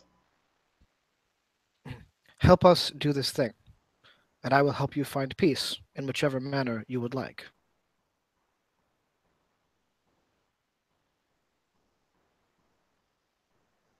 He lowers his head, without saying a word. I believe that he has accepted. Axel, where is your device? How do we stop it? So he kind of reaches behind him, and a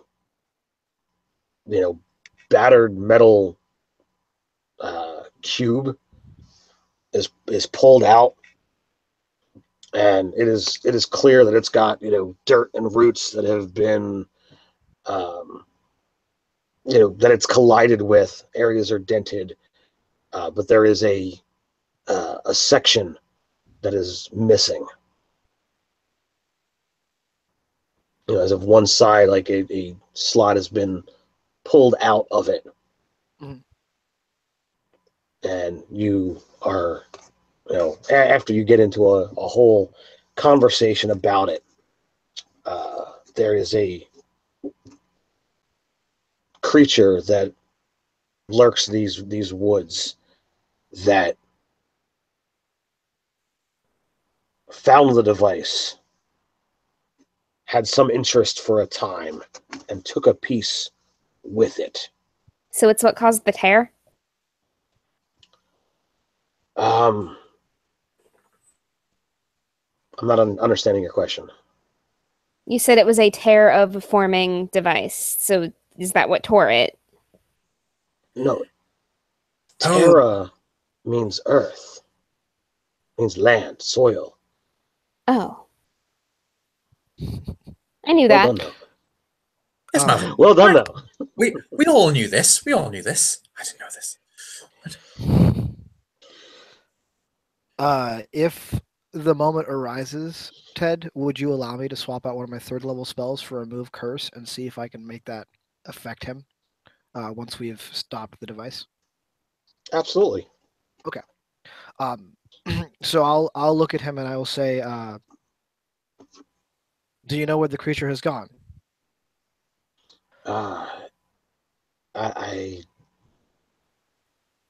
He has seen the creature moving about the northern part of this wood. Yes. It lays claim to an area that many other creatures refuse to go near. And what does it look like?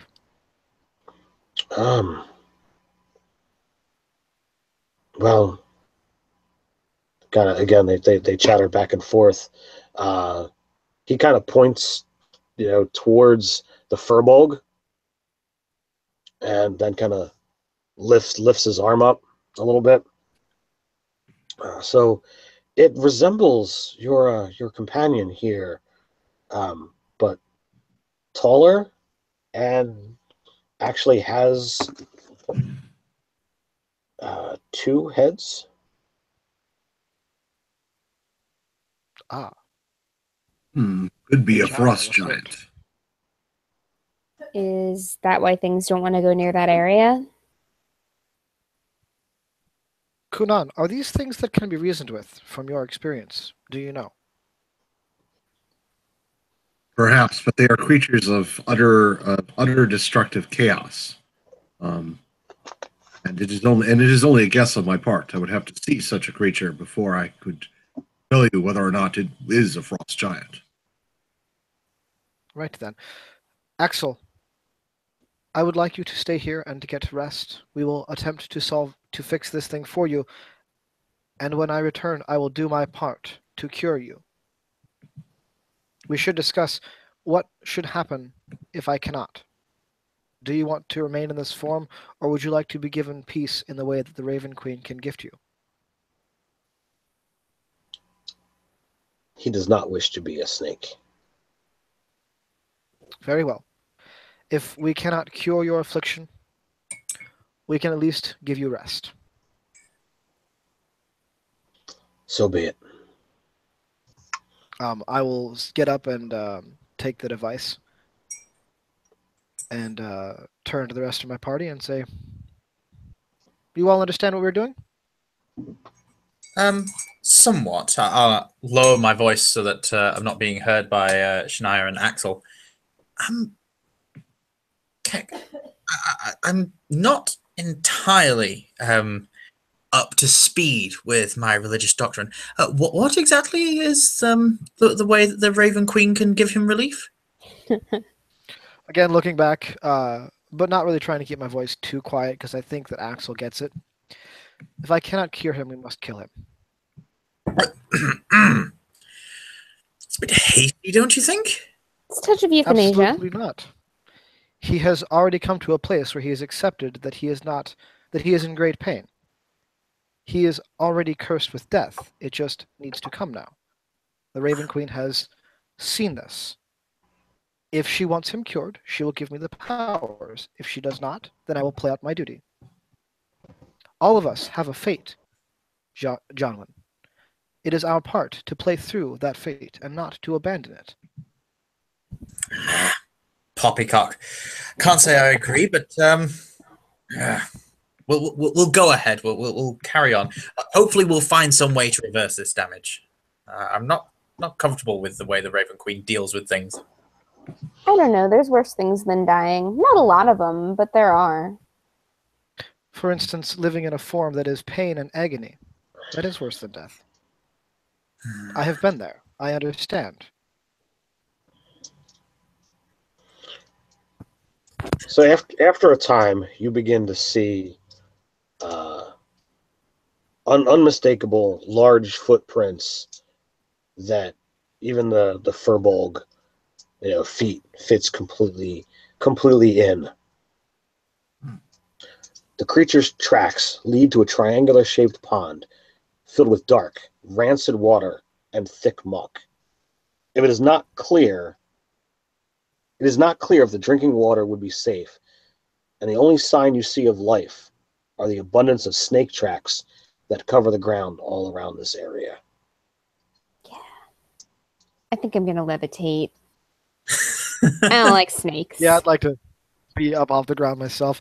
So I've got to say something. Looking at the YouTube chat, the audio cut out when I was talking about Zone of Truth, and it sounded like I said Zone of Fruit. Yeah, that was a pretty good one.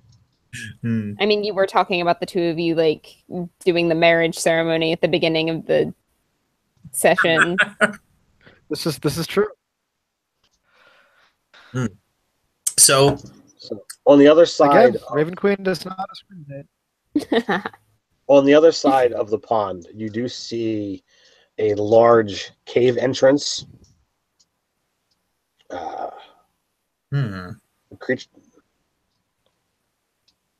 The creature's tracks lead to a ledge about halfway up a black cliff's 30-foot tall face. It is a difficult climb or descent unless you use the outcropping that angles northwest and leads directly into the cave's entrance. Well, I'll take my backpack off and start uncoiling the rope. I'm looking at the three of us saying, can't the three of us fly? Perhaps the three of us together can bring up our fourth companion. My flight is something I've been practicing with. I can't really do it for very long. I get very tired, you know? Do you think it will take long for us to fly to the top of this cliff? No. 30 foot. Knackered by the time I get up there. Oh, it's a little tired. I don't mind the climb. Yeah, Kunan and I will climb. You two carry on with your fancy highfalutin, high flyingness. I will. We will put some effort in. We'll be the richer for it. Weren't you just complaining about being tired? Well, it's less tiring climbing a cliff than it is spontaneously sprouting wings and suddenly taking to the skies. Oh, I bet they're really pretty, though. Quite all right, Jonwin. I can carry you up in case you get tired. Thank you. And he showed you. Thank you. You know, more people should be willing to carry me about. Now, shall we deal with this cliff? Right then. I feel like that's what we've been doing this whole time. If you're gonna climb, I'll fly up, kind of like just above you guys, just to make sure nothing's gonna like drop down on your heads. Or like bird poop? I'll keep a steady distance. Yeah. I gotta tell you guys a story. I don't know if it's right to tell now. I can only levitate like 20 feet up, and then I have to climb the rest of the way. So you got to climb up 10 feet. Like after the huge bravado show that I made of floating in the first place, I have to climb the last 10 feet. Well, I've got a hammer, pittons, I've got rope. I'm going to set this rope up as a permanent or semi-permanent thing. So I'm going to hammer pittons in every 5 feet, loop the rope round, and create basically like a rope bridge thing up. I could even, hook some of them up higher up as you go, so you have a little more stability. Oh, that would be cool. Yeah. Yeah, let's do that. All right, so I'm not even gonna make any checks based on that. You guys had a solid plan. You put it into action. Clang, clang, clang, clang, clang. You made lots of noise. You have ascended the 30 feet and are at the cave entrance. Oh, before we go further as well, when we get to the top of this cliff, I'm going to have another look around for snakes. Does anyone else see snakes? Because there are snake tracks in the mud. I don't want snakes. I don't want snakes either. We all clear of snakes? I think we're all clear of snakes. Okay. Oh, look, it's a snake. Not just a stick. How valorous. See, I can joke too.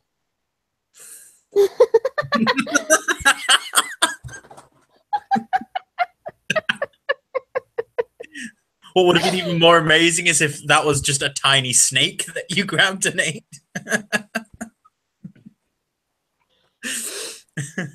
It wasn't a joke at all. All right, so you guys set into the cave? Yes. I'll head up. I've still got my lit sword pommel, so I'll hold that in front of me rather than relying on my dark vision. So, in fact, I think that's shortened my sight range to 40 feet rather than 60. Memory serves. Yes. But yes, I'll lead the way, walking cautiously with this lighting our path. All right, so you travel, 65 feet down a loosely worked stone passageway that opens up into a room that contains furniture that is broken and decayed beyond recognition, a cold, ashy fire pit, and piles of maggot-infested, blood-soaked blankets.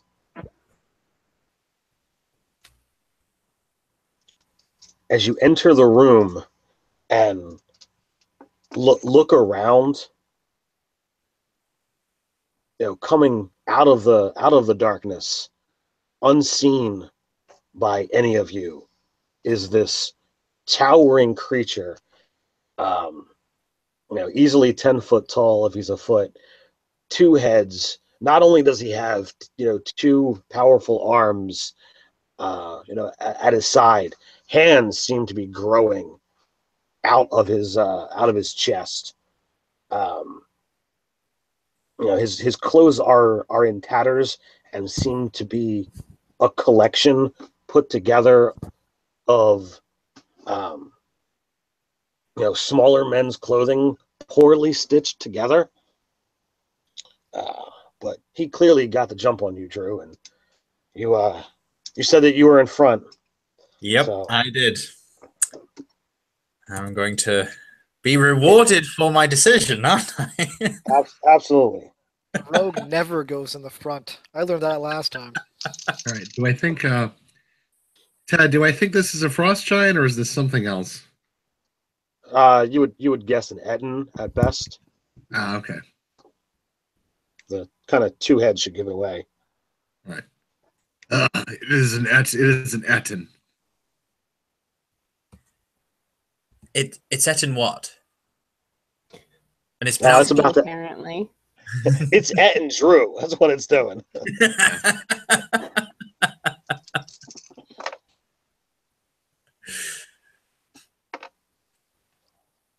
So are we rolling initiative now? Oh.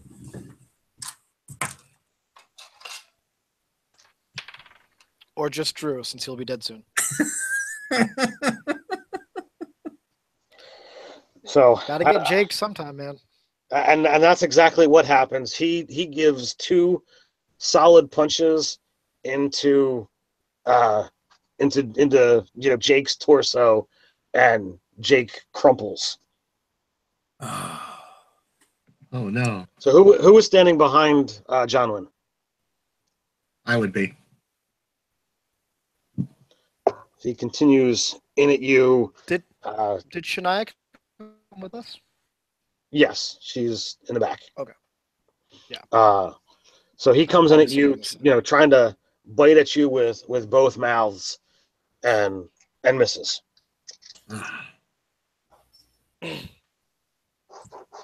So how negative is John one? He's down. Oh, don't worry about him. I was So- up to 25 hit points, but I imagine that wouldn't make too much of a difference. What was that? I was at 25 hit points thanks to Kek's aid. However, from the sounds of things, that wouldn't have made a lot of difference. Yeah, you suffered many D8 worth of damage. I'm All right, so you guys want to roll initiative, please? Sure.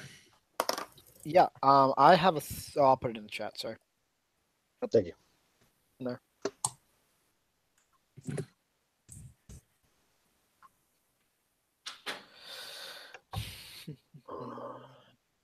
Ooh, Kek, bring me back. Then I can activate my Radiant Soul and be like, I'm back. I'll do it. So we got 17M. 13. So, anyone who knows What spells have am I I used this missing game? one? No, I got Asa, mine's did top, you 13, put it? It's like under his okay, that post. is. buried in my text. Yeah, yeah.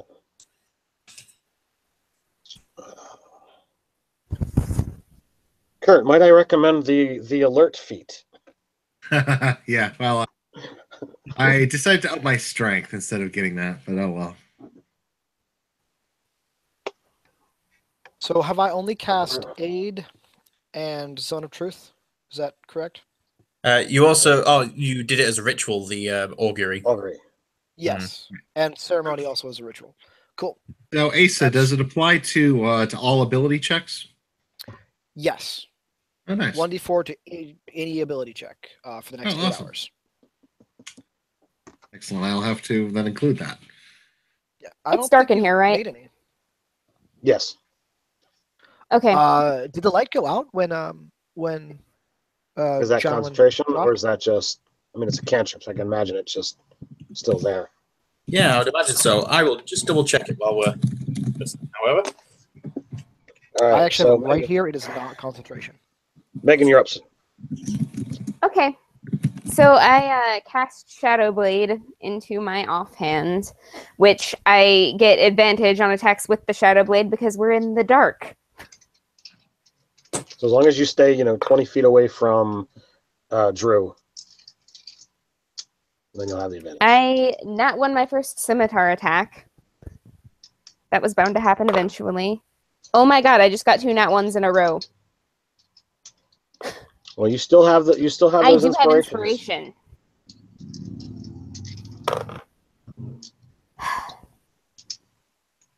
$14? 14 is going to miss. Oh, rats. Okay, Shadow Blade though. Ooh. Okay. 27? 27 hits. So did you use one of your inspirations? Yes. I'll Oh, virtually take the. This is a D6. This is a D8. 15 damage.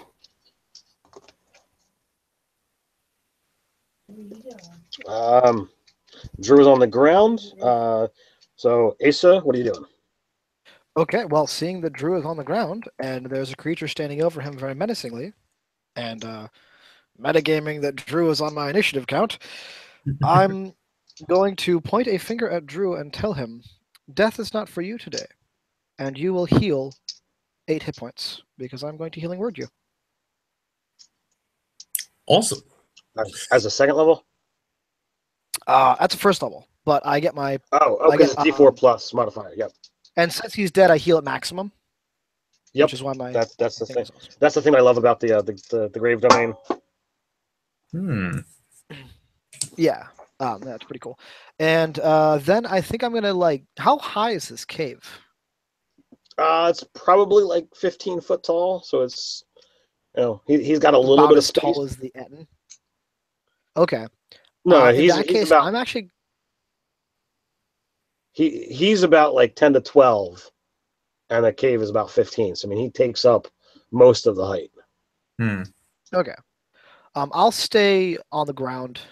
In the air is going to be within his reaching distance, and I'll kind of just keep myself so that I'm not at the back of the. Well, I guess it would be the back of the party because everyone else is melee.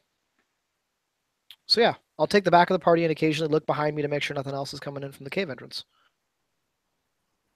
Okay. And that's all. All right. So Drew, now that you are actually up, you actually can take an action. Right. My action is going to be Radiant Soul. As an action, I grow wings for 1 minute and fly at 30 feet speed. And when I deal damage, I also deal extra radiant damage.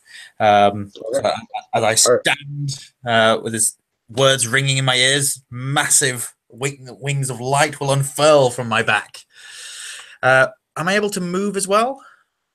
It's half your movement to stand up. Okay, so I'd then have 15 feet flight if I chose. Yes. Then I shall fly all the way up to the ceiling, being a couple of feet above the head of this Etten, and just glare at him. I'll cast Shade. And yes, I suppose that'll be my full thing, apart from drawing my swords, if I can do so. Okay. So Megan is within melee with this thing, as is Drew. Kurt was right behind, so all three of you are going to get an attack.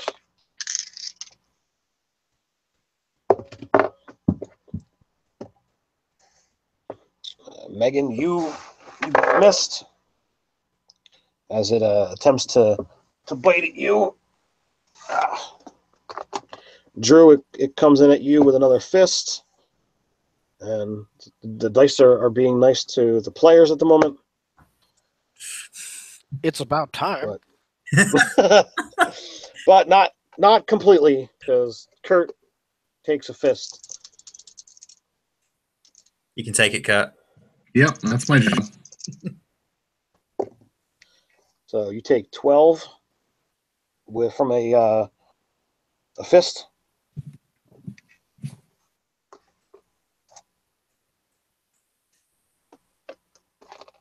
And Shania, kind of gets up close, but it's kind of getting crowded here. So she will grant you advantage on your attacks, Kurt. Oh, cool. Taking the help action. Nice.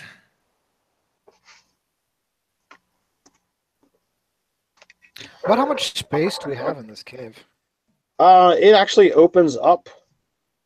Once you get beyond the room is it's about 35 foot on length and 20 to 25-ish feet. It's not a complete square. It's kind of loosely rectangular. Okay, that's pretty spacious if we needed to get tactically. Yeah, like I imagine that the fight kind of moves into the room as you guys go. But I mean, it started right at that hallway. Yeah. You guys made a lot of noise, so this thing clearly set up an ambush. Oh yeah, I knew we were coming. If you came into his lair.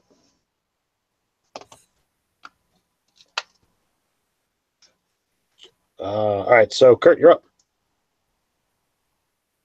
Okay, so as my bonus action, I go into a rage, and then I'm going to do the attack action and swing twice at the Etten with my lance. Says, prepare for battle, Etten scum. All right, first attack is a 20, not natural. That hits. And second attack is a critical hit. Nice. That is your third natural 20? Yeah, I can't believe it. This dice is like hot tonight. I've had 3 or 4. Megan's had at least 1. Goose eggs for me. Yeah. Now, my first natural 20 was actually Shania's first strike or second strike. So that's at least one natural 20 that you guys didn't get. Nice. That's how statistics work, isn't it? There are a finite number of natural 20s, and some people are just taking them. That's what it is. Stop Probably. taking our 20s. Although I have Right. seen in a game of Open Legend where Ryan rolled 3 natural 20s in a row. So Nice. I believe in 3rd edition that would be an instant kill. Yep. Nice. All right. All right, so what's your damage, Kurt? All right. So the first attack, it does 12 damage. And how do you do critical hits? Add your modifier once. Okay. All right. Ooh, 12 and 5, so 17 plus 4 plus 2, so that is 23. Okay. Megan. So Yes. I just slash him with the first blow, and then I impale him on the second one. And I'm done. Megan, you're up. Let me not nat one on my scimitar this time. Natural 2. A 13 is not going to hit. I roll a 5. Okay. 13 does in fact miss. Second scimitar attack. It's 19 total. 19 will hit. Good. Okay, and as I found out, I was miscalculating my damage. The modifier that I had written down was actually for a thing that I got for being a warlock. It was not my dexterity modifier because I'm stupid tonight, apparently.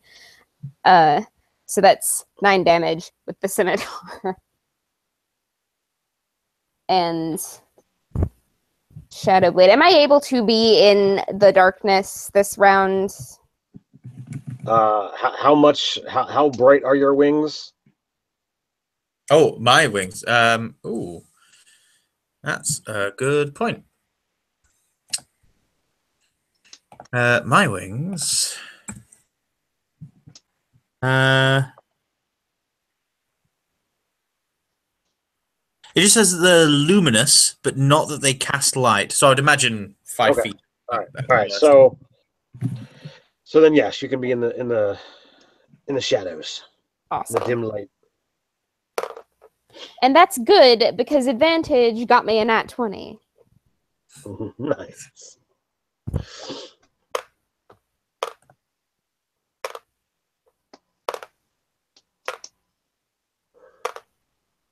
$22 damage with the Shadow Blade. Nice. Nice. You actually sever one of the hands that's sticking out of this thing's chest. Nice. Okay, this time it's my turn to do the ewe dance. The who dance? Like the one that John's been doing this entire time. The The ew thing. All right. Asa, you're up, sir.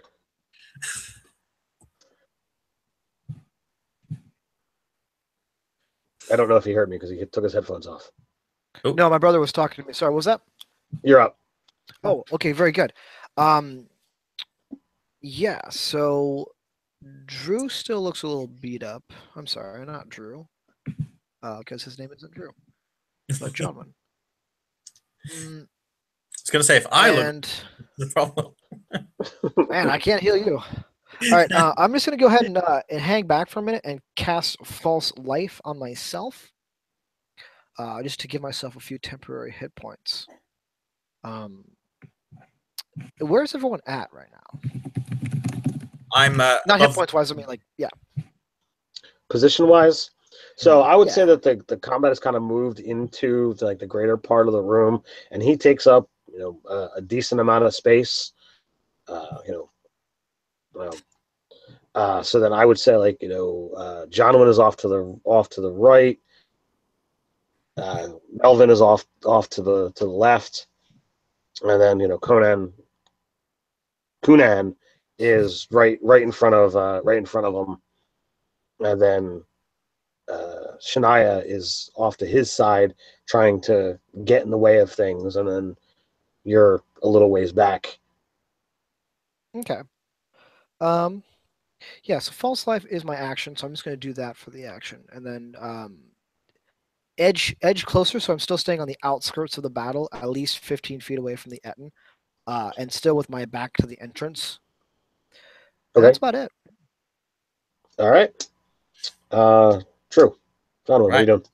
I am going to fly towards the Etin.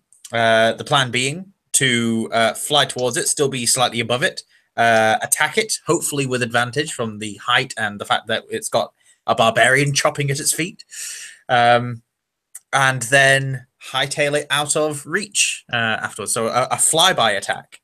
All right. Flyby attack it is, but no advantage. No advantage. Okay. Oh, darn. Sneak attack. In that case, I would likely use my bonus action to attack with the other sword offhand as I fly. So first attack, 15. 15's going to miss, sir. Okay. So that's with the scimitar, and then with the short sword, stabbing as I fly by. No, that will definitely not hit. That is an 11. So yeah, I'll just swing wildly with my blades as I fly past. Okay. So are you how far away are you going? I would like to get 10 feet, or to 10 to 15 feet away from it. So it depends on how much movement I had to begin with. Well, I mean, you would have all of your movement, so. Okay, yeah. So yeah, I'll fly all the way up to it and then fly as far away as I can back. So 15. Okay.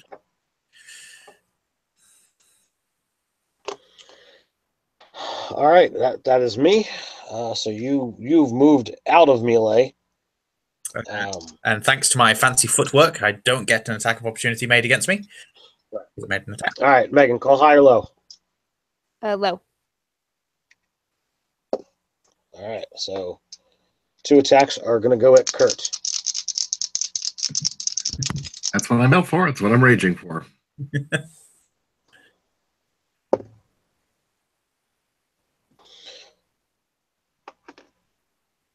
All right, so the attack on you, Megan, does miss.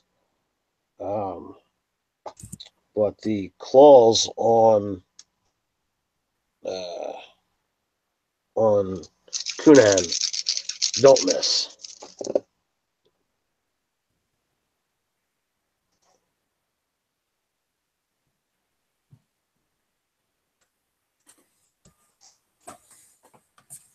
So you take 26 punchy damage. Okay, that gets half due to the rage, so 13. And you are up, sir. Raw. So is Shania giving me? Is she continuing to do the 8 action for me? Yes. Okay, awesome. And I will continue to stab and slash with my lance. Okay, well you're happy because I got natural 1 for this one, so I missed Nice. first attack, and it was 2 natural ones in fact. Wow. That has happened Yep. twice this game. Well, you got to pay for those natural 20s somehow. So, all right. The second attack is going to be 19. 19 what? Right. Okay. And that is 7 damage. 7? Yep. Okay, Megan, you're up.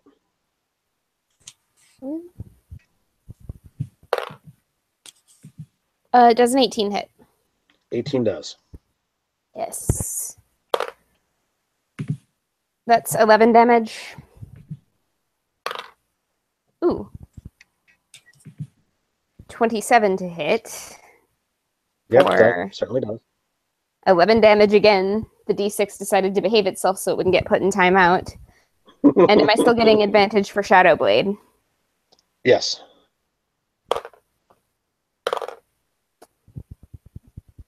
$17? 17 does hit. Yes.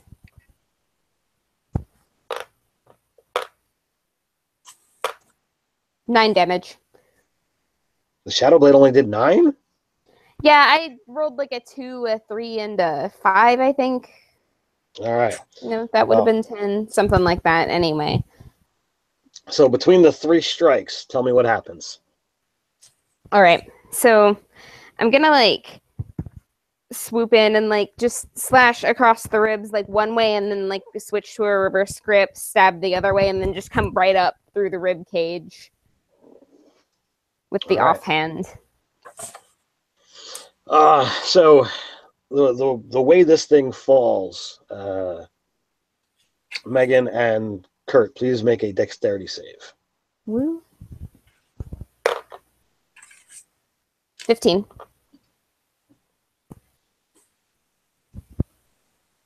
You are muted, Kurt. I got a 9. All right. So Melvin manages to dance out of the way. Her well-placed attacks. She knew what was happening, whereas the barbarian, still engaged, still enraged, was not ready for this thing to fall. So when it falls, it lands on him. You manage to shake and move and get out from underneath this thing, but it still fell on you and bled on you and what have you. But the thing fell. You have ended the Wendigo's threat in this area, and as you look around, you do see that there is a small tunnel off to the one side, from the light provided by the glowing hilt of the glowing Asimar's wings and scimitar and what have you. I shall lower myself down to the ground majestically and land first on one foot, then the other. Well, I'm glad that's over. You do the bent knee with the arms out to the side, the whole. Show off. When you've got wings like this, you show off every chance you've got. I can't even argue with that. I show off my wings all the time. People seem less than impressed. In fact, many seem to be very annoyed at the fact that I can fly. I shall sheathe my swords, doing the whole cross arm thing, of course. Well, that certainly was a ferocious creature. What did you call this beast again, Kunan? I think it is an Etten. I think it was an Etten. Excellent. Killing it. It was weird. Killing it, Melvin. Excellent work. Do we want to start poking through its pockets and see if it has a piece of the terraforming machine? Oh, of course. Yes, it may very well have that. Yes, let's go, and I'll join in the search into this thing's pockets. So there isn't anything within the creature's pockets, but when you explore down the passageway off to the side, You quickly surmise that this was a creature that did not have much in the way of intellect and didn't really care about treasure or things. And you find many things that have just clearly been discarded that aren't food.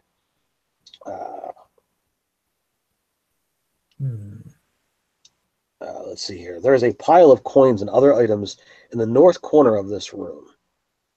A search of the pile reveals a number of coins: 150 gold, 75 silver, 25 copper, 6 gems, a ruby-hilted dagger, an immaculate longsword, a couple of scrolls, a couple of potions, as well as a piece that looks suspiciously like it would fit within the device, should you so return it. I am immediately distracted by the sparkly things. I feel like I might have to fight the crow over them. He's a crow, not a magpie. It's true. I do like to steal things, but not everything's shiny. I mostly like to use sticks for tools. Yeah, you I start singing will- the shiny song from Moana. I will immediately gun for this longsword. As much as the ruby-hilted dagger seems to appeal to my abilities and sensibilities, the longsword just looks like an epic thing. So I'll immediately grasp it by the handles and swing it around. It is definitely well balanced. Nice.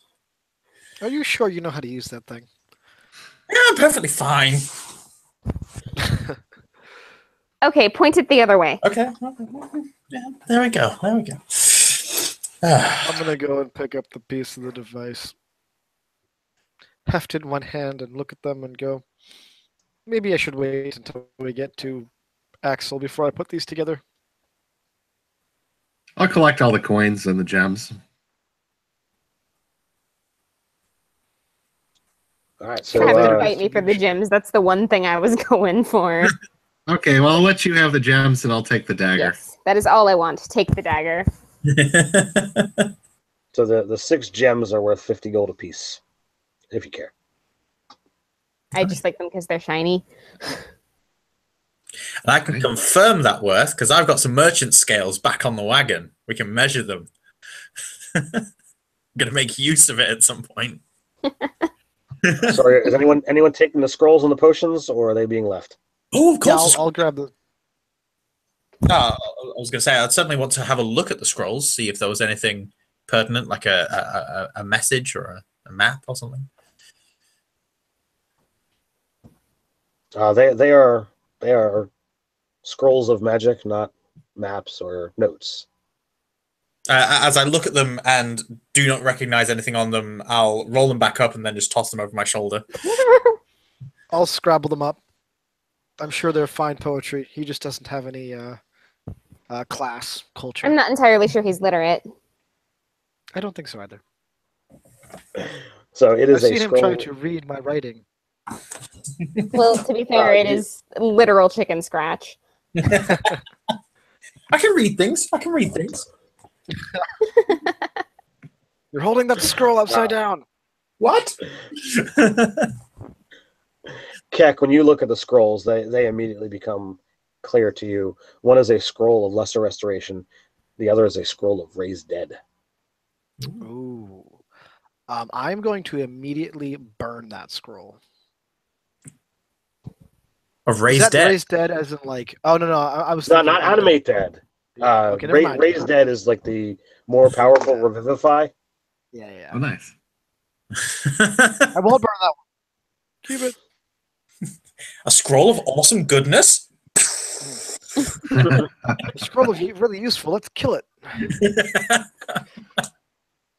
All right, so do you guys head back and try to go find what is left of Axel? We did promise. Yes. Yes. So you my wings will likely recede by this point. how long do the wings last? 1 minute.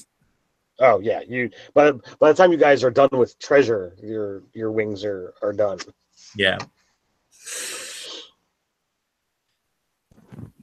What was the first scroll? I'm sorry. I know the raised Lesser restoration. Lesser restoration. Okay.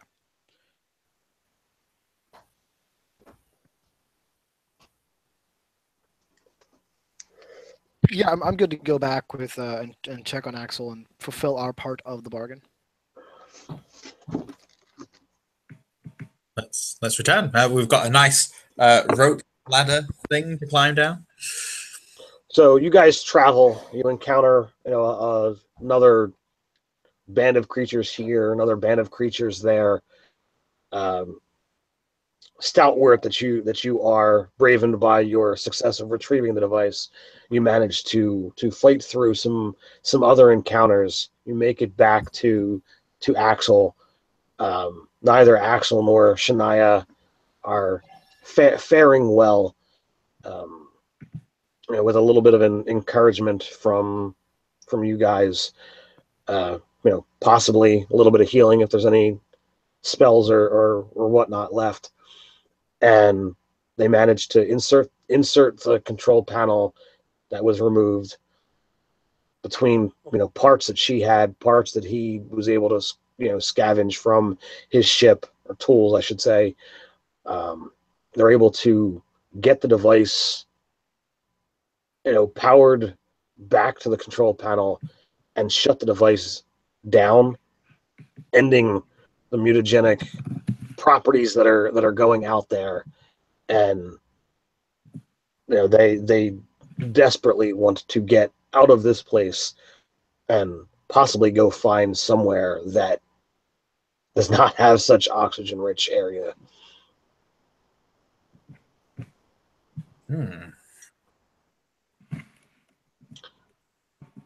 So there you go. That is the shortened version of From the Sky RPG Crate stuff. As I said before, the link to RPG Crate is down below. There's a promo code for 10% off your first month subscription, should you wish to use it. Nerdarchy RPG Crate. Again, description. I hope you guys had fun playing. I hope you guys out there watching enjoyed the game. There is a lot more combats than what I actually had here, but the last several times that I've been running this, it's taken far too long to get through what's here. So I trimmed it all down so that we could fit it within this 3-hour window. So again, thanks. So until next time, stay nerdy.